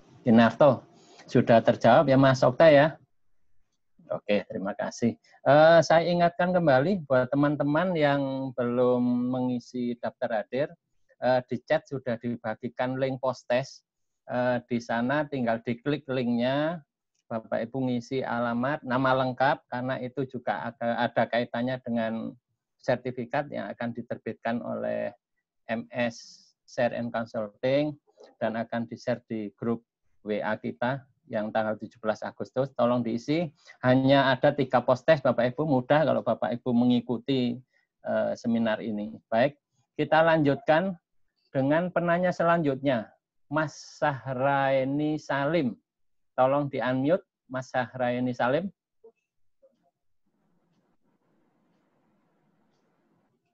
Mas Sahraini Salim ada? Tolong di-unmute, Mas. Oke, kayaknya enggak di depan layar ya. Oke, kita lanjut penanya selanjutnya. Kwi Cahya Faisal. Ada, Mas Kwi Cahya Faisal? Oke, silakan. Oke Pak, langsung saja Pak. Nama saya Kwi Cahya Faisal, saya dari bidang pengelolaan BMD BPKAD Kota Bontang, Pak. Oke, lanjut Pak. Saya tanyakan yang pertama adalah dengan berlakunya Undang-Undang 23 tahun 2014 tentang pemerintah daerah, maka sekolah untuk SMA, SMK maupun sekolah luar biasa dikembalikan ke provinsi. Nah, yang ingin saya tanyakan adalah terkait penghapusan. Ternyata ada sebuah SMA tersebut Pak dibangun kembali sehingga ternyata oleh pejabat pembuat komitmen yang lalu aset yang lama itu lupa dihapus atau tidak dihapus sehingga masih mengotori catatan di KIP pemerintah daerah Kota Bontang. Yang saya ingin tanyakan adalah bagaimana untuk prosedur penghapusannya Pak, karena barang tersebut sudah tidak ada lagi. Sebab yang diserahkan adalah barang yang baru. Itu yang pertama. Yang kedua, terkait permasalahan penilaian. Di tempat kami biasa Pak, untuk pembangunan kembali biasa ada namanya bongkaran penilaian yang dilakukan kalau untuk sesuai dengan aturan tanah dan bangunan atau bangunan itu oleh KPKNL. Yang jadi permasalahan adalah KPKNL di Kota Bontang untuk jumlah penilainya itu sangat terbatas. Yang kedua terkait COVID, sehingga ada surat resmi dari KPKNL, mereka tidak bisa melakukan penilaian sampai dengan kondisi normal. Sedangkan untuk ada proyek-proyek pemerintah yang penting seperti pembangunan kembali puskesmas itu diperlukan oleh masyarakat. Kira-kira seperti apa Pak? Karena untuk bongkaran, kalau harus menunggu KPKNL, maka barang tersebut tidak bisa kita bangun kembali. Oke, cukup Pak. Itu Pak. Yang ketiga terakhir Pak, itu terkait kapitalisasi Pak.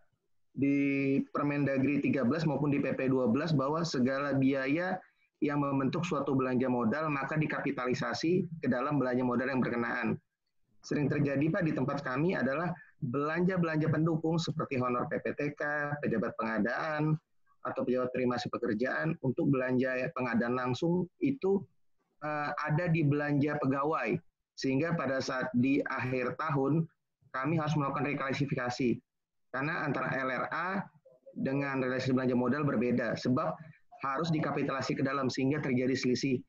Yang ingin saya tanyakan adalah idealnya honor-honor pendamping tersebut apakah langsung melekat di belanja modalnya saja, ataukah tetap harus di belanja pegawai? Karena kalau di belanja pegawai berarti harus ada request belanja untuk dimasukkan ke dalam belanja modal sehingga harus memenuhi lagi, diceritakan kembali di caleg. Mungkin itu saja Pak. Terima kasih. Oke, ada 3 pertanyaan ini Pak Mandar. Dipersilahkan Pak Mandar. Dilanjut Mas Koko nanti. Pak Mandar, di-unmute, Pak.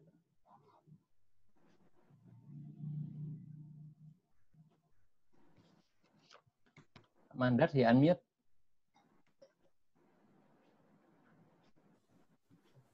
Kayaknya terkendala jaringan ya. Mas Koko aja deh. Dijawab oleh Mas Koko dulu. Silakan di-unmute. Oke. Iya, Pak. Pak Mandar Ya. rupanya terkendala jaringan kayaknya. Iya. Oke, Pak Wicahya Faisal. Jadi saya mencoba menjawab. Jadi yang pertama adalah bagaimana dengan barang tidak ditemukan. Nah, barang tidak ditemukan ini memang menjadi masalah tidak hanya di BMN, BMD maupun BMDes. Masalahnya sama aja, Pak. Barang tidak ditemukannya banyak. Catatannya ada, barangnya tidak ada. Nah, kemarin saya ada dari satu desa, Pak. Saya itu habis pilkades, Pak. Waktu pilkades itu kita beberapa kali melaksanakan musrenbang gitu, misalnya di desa itu. Kursinya banyak hilang, Pak, gitu. Pindah ke rumah penduduk katanya gitu ya.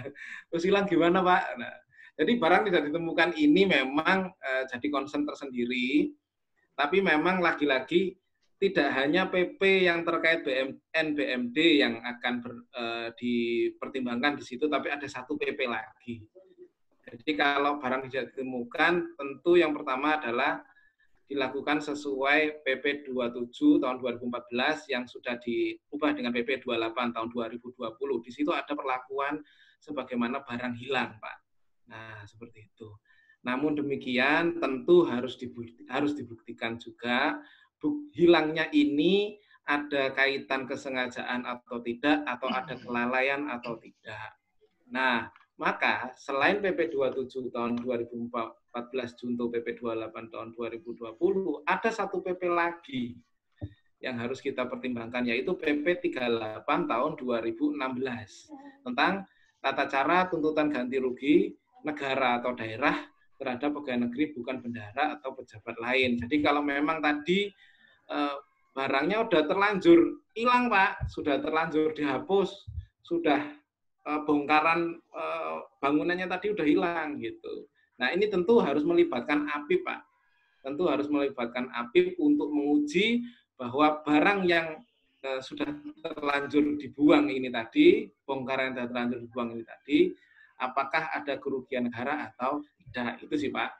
Nah, ini nyambung ya, Pak, ya ke pertanyaan kedua. Memang unik, Pak. Indonesia ini jadi saya dulu waktu kuliah di Jepang, Bapak, saya dikasih tugas oleh kantor saya. Mas, coba tanya kalau di Jepang sana tanah negara itu boleh dijual atau tidak, itu satu. Nomor dua, kalau di Jepang sana bongkaran itu bagaimana? Dan dua-duanya saya nggak nemu jawabannya, Pak, untuk best practice-nya Indonesia. Karena apa? Di Indonesia itu nggak mungkin tanah negara dijual, nanti geger, Pak, di DPR, Pak. Geger masuk ILC. Nah, itu ya, satu ya, Pak, ya. Jadi kita punya best practice sendiri. Nah, itu satu. Kedua, bongkaran. Di negara manapun kalau kita membongkar, itu justru keluar duit. Kalau di Indonesia malah enggak, kalau bisa malah dapat duit, kan kayak gitu kan. Kalau bisa malah jadi PNBP. Nah, maka kita buat kebijakan sendiri terkait dengan bongkaran ini. Nah, bongkaran ini, jika masih memiliki nilai ekonomis, maka harus dilakukan lelang, misalnya seperti itu. Pak, tetapi bagaimana menilainya? Ini teman-teman KPKNL sejak ada COVID ini mereka tidak bisa menilai. Nah, kita buka lagi di PP-nya. Nah, mungkin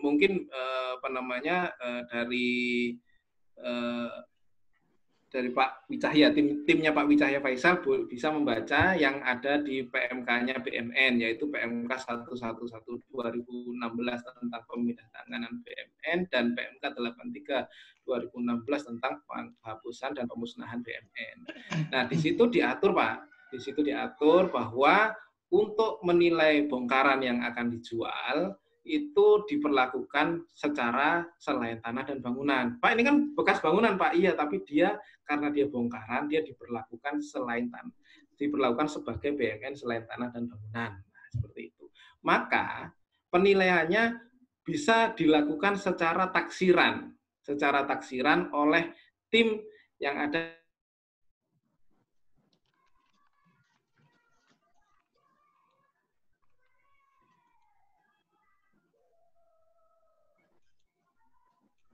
Ada kendala? Maaf, Pak Pak. Muklis dengar?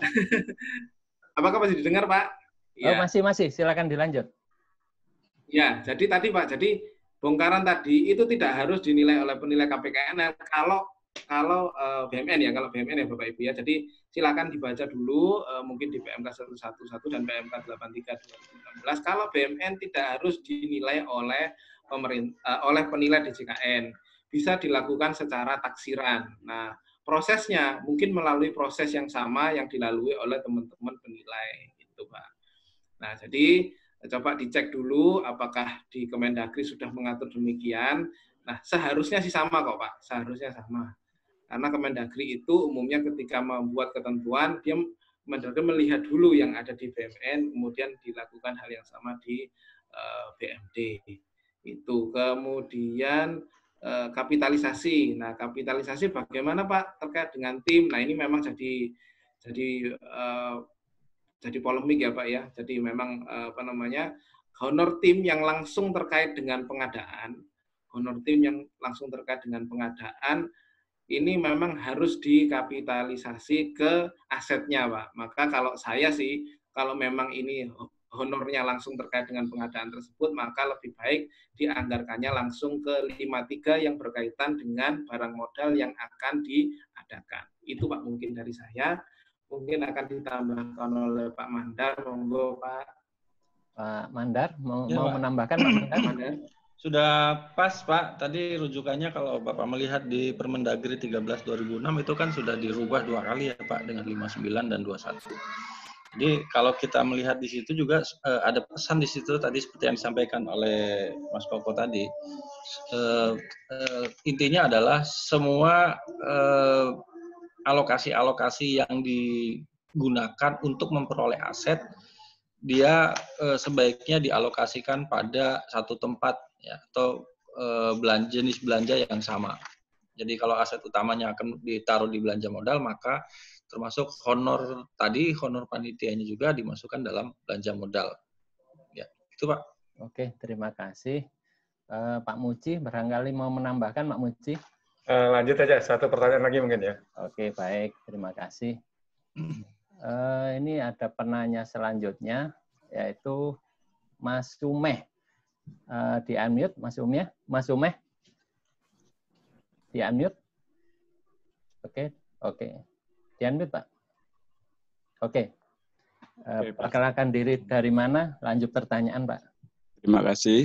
Saya Pak Sumeh dari tadi saya di RSAB Harapan Kita, Pak. Oke, lanjut. Pertanyaannya, bagaimana mekanisme penghapusan KDP? Sementara baru dalam biaya konsultan perencana, sedangkan pelaksanaannya tidak terlaksana karena keterbatasan waktu dari hasil perencanaan tersebut, Pak. Mohon petunjuknya, Pak. Terima kasih. Oke, cukup. Monggo, Pak Mandar. Baik, kalau konsepnya Pak, kalau KDP tersebut, kalau sepanjang itu ada niat untuk dilanjutkan, maka tetap dicatat sebagai KDP Pak. Tidak bisa dieliminir, gitu ya. Jadi, misalkan contoh kasus, saat ini kan banyak kan fisik belum dilaksanakan karena terkait COVID. Apalagi ada relokasi anggaran. Kemudian baru perencanaan saja. Nah, itu kan perencanaan dan biaya-biaya lainnya kan pasti sudah dicatat sebagai KDP. Apakah itu serta-merta langsung dieliminir menjadi dihilangkan asetnya? Tidak, Pak. Ya. Sangat sayang kalau itu langsung dihapus KDP-nya dikeluarkan dari aset. Jadi kalau memang itu ada keputusan untuk dilanjutkan entah suatu kapan, gitu, ada KDP itu yang bertahun-tahun itu juga ada, Pak. Ya. Itu tetap dicatat sebagai KDP. Ya. Nah, tapi KDP memang suatu saat bisa dihilangkan apabila tidak diniat untuk diteruskan, gitu ya. Nah, mungkin kalau teknisnya bagaimana terkait aplikasi dan lain sebagainya, mungkin Mas Koko akan menambahkan, silakan. Baik, Mas Koko barangkali menambahkan. Di materi itu ada ya Pak, di materi slide tadi juga. Silakan Mas Koko. Di-unmute, Mas. Oke, ya, Mas. Jadi memang ini kasus Pak, tapi kasusnya lumayan masif Pak. Ini sebenarnya bukan di tahun ini sih sebenarnya. Ini sejak 2016 sebenarnya Pak. Jadi banyak waktu itu ada kebijakan Impres 4 tahun 2016 yang yang blocking belanja modal. Jadi cukup banyak yang terimbas waktu itu, dan akhirnya banyak yang belanja modal, terutama belanja modal konstruksi itu yang mandek pembangunannya, mandek prosesnya. Ada yang berhentinya itu masih di dokumen, ada berhenti di 50%, ada yang berhenti di 80 gitu ya, syukur-syukur di 80. Nah, waktu itu memang banyak pertanyaan ke Direktorat Barang Milik Negara, ini bagaimana kelanjutannya? Nah, jawabannya seperti ini. Jadi kembali lagi ke KL-nya, ini mau dilanjutkan atau tidak? Ada kemungkinan akan dilanjutkan atau tidak. Nah, beberapa KL itu menjawab, ini nggak mungkin dilanjutkan, Pak, sudah ganti program misalnya, seperti itu. Sudah ganti program. Tapi barangnya baru ini, Pak, baru dokumen dari konsultan perencana saja. Nah, cara menghapuskannya bagaimana? Nah, seperti itu. Jadi waktu itu kita pernah dari Direktorat BMN itu pernah memberikan surat nomor 413 tahun 2016, tanggal 22 Desember 2016, waktu itu menyampaikan bahwa waktu itu pertanyaannya dari Kementerian LHK, Pak. Tapi sebenarnya sama sih. Sebenarnya sama di semua KL itu banyak yang kena masalah yang sama.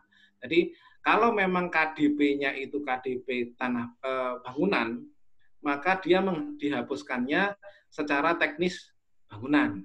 Seperti itu, Pak. Jadi walaupun baru dokumen saja. Nah, Pak cuma dokumen saja, Pak, ini dihapuskannya, masa secara bangunan ini dokumen aja siapa yang mau beli misalnya seperti itu. Nah, maka penghapusannya tetap secara teknis bangunan, tetapi karena tidak ada nilai ekonomis, maka itu tidak dilakukan penjualan gitu, Pak. Seperti itu, Pak. Mohon maaf, Pak. Begini, Pak. Jadi Iya. Ini hanya renovasi ruangan dari 2018. Karena waktu akhir 2018 kan keterbatasan waktu, si pelaksana ini tidak sanggup melaksanakan karena keterbatasan waktu. Tahun berikutnya ternyata tidak dicantumkan dalam anggaran. Nah, itu di neraca itu masih tercantum sampai sekarang itu. Saya sebagai pengelola BUMN setiap ada audit, Pak, kenapa KDP dari tahun sekian tidak ada ini? Saya sudah membuat surat pernyataan dari direksi karena saya di Satker, tapi saya ajukan ke eselon 1, dia bilang, Pak, kalau menghapus KDP tidak hanya begini, harus ada dokumen lainnya, telaah apa yang terjadi dari pembatalan renovasi tersebut gitu, Pak. Mohon, Pak. Kalau itu sih iya, Pak. Kalau itu memang harus ada dokumen lain yang menyatakan bahwa KDP tersebut memang benar-benar sudah tidak dapat dilanjutkan lagi, Pak. Nah, itu mungkin kehati-hatian dari APIP-nya, Pak.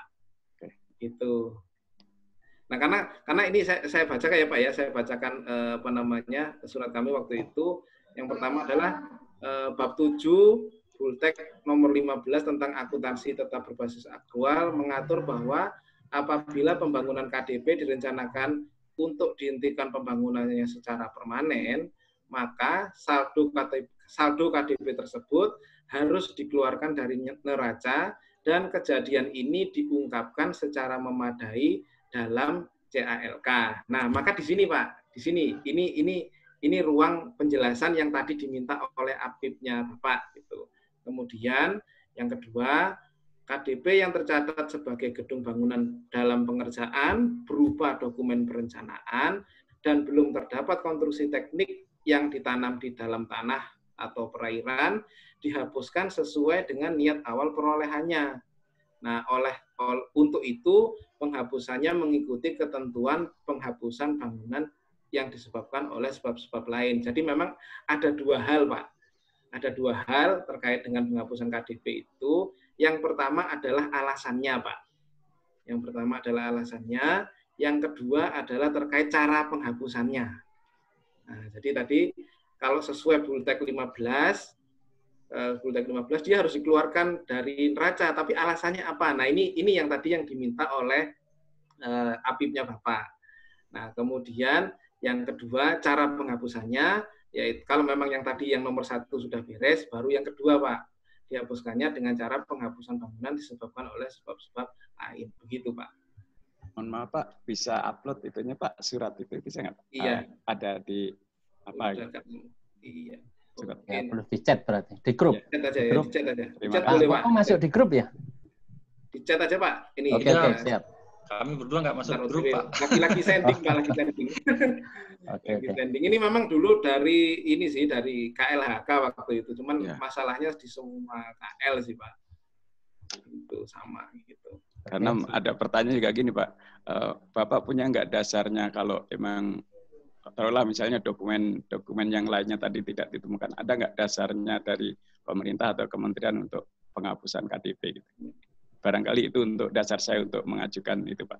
Iya, ini Pak sudah send ya, Pak ya, ini sudah send, sudah masuk ke chat sepertinya. Oke. Sudah di-share, Pak. Materinya sudah masuk. Terima kasih, Pak. Sudah terjawab nih Pak Sumeng ya? Nggih, matur nuwun, terima kasih, Pak. Baik, Bapak Ibu. Pak. Saya mengingatkan kembali, jangan lupa yang belum ngisi link daftar hadir, ada link post-test yang sudah dibagikan oleh Prof. Muklis, silahkan diklik. Di dalamnya mengisi biodata Bapak Ibu, alamat email, dan nama lengkap. Nama lengkap tersebut yang akan tertuang di dalam sertifikat yang akan dibagikan. Terus Bapak Ibu mengisi hanya menjawab 3 pertanyaan. Pertanyaannya mudah dan ada di materi semua. Silahkan sampai 20 menit setelah seminar online ini diakhiri. Kira-kira sudah cukup. Pak Muji mau menambahkan, Pak Muji? Ya, terima kasih Pak Mustafa. Ya, silakan Pak. Saya ucapkan terima kasih pada Pak Mandar Trisno Hadisaputra dari Kementerian Keuangan, dan Pak Narto juga sama dari Kementerian Keuangan, terutama dari Ditjen Pengelolaan Kekayaan Negara, Pak. Sekarang namanya berubah lagi ya, saya nggak ikut namanya. Saya ucapkan terima kasih, jadi materi ini sangat penting untuk melengkapi pemahaman kita mengenai pengadaan barang dan jasa. Tapi ini materi-materi hari ini kan hanya sekilas-sekilas, mungkin perlu diperdalam lebih lanjut lagi lah. Mungkin nanti bisa, mohon maaf Pak Koko Inarto, Pak Mandar, bisa di-share lah nomor teleponnya kalau tanya ke saya, tidak terjawab itu nanti. Ya, saya ucapkan ada Pak Muklis juga sebagai operator kegiatan ini, Pak Mustafa, sehingga kegiatan ini bisa terselenggara. Kepada para peserta, saya mohon maaf, mungkin sebagian harapannya tidak terpenuhi. Ada berapa pertanyaan yang, berapa penanya yang belum terjawab, mungkin ada 4 orang. Dan karena waktu sudah selesai, ya saya mohon maaf, saya ucapkan terima kasih kepada Pak Mandar, Pak Koko, Pak Muklis, Pak Mustafa, dan Bapak Ibu sebagai peserta dalam kegiatan ini. Salam merdeka. Merdeka. Terima kasih Pak Muji Santosa. Bapak Ibu, di chat ini masih banyak pertanyaan sebetulnya Pak Mandar. Diizinkan ya Pak, kalau nanti peserta bertanya melalui grup WA atau melalui WA ke Bapak langsung, diizinkan nggih?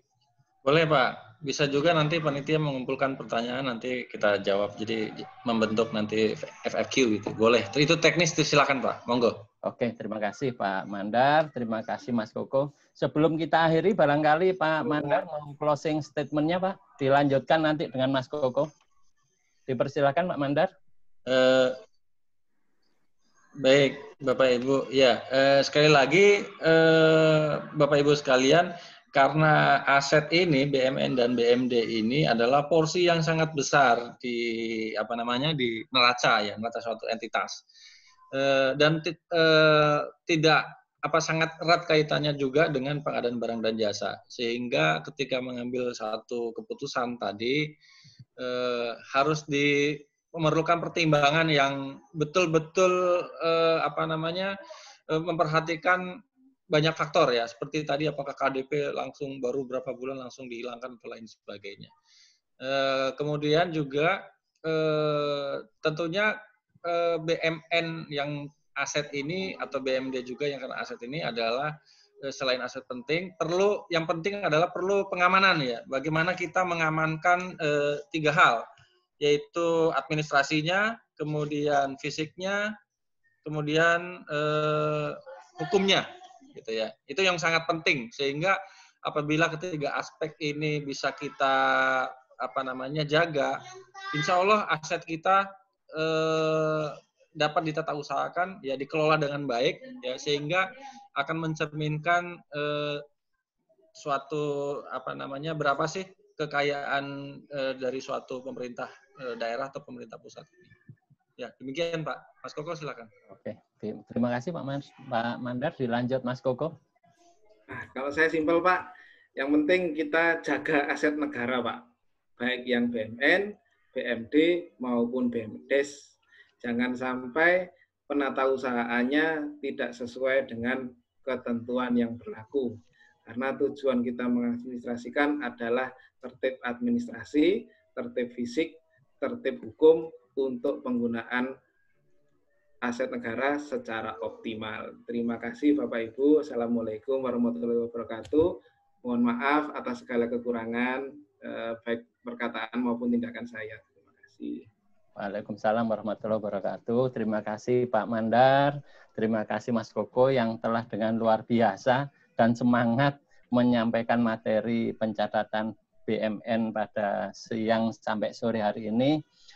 Saya selaku moderator juga memohon maaf apabila selama memandu jalannya acara seminar online siang hari ini terdapat hal-hal yang kurang pas, terhadap layanan yang kurang memuaskan, atau cara memandu saya yang kurang tepat. Saya akhiri, billahi taufik wal hidayah. Wassalamualaikum warahmatullahi wabarakatuh. Salam pengadaan merdeka.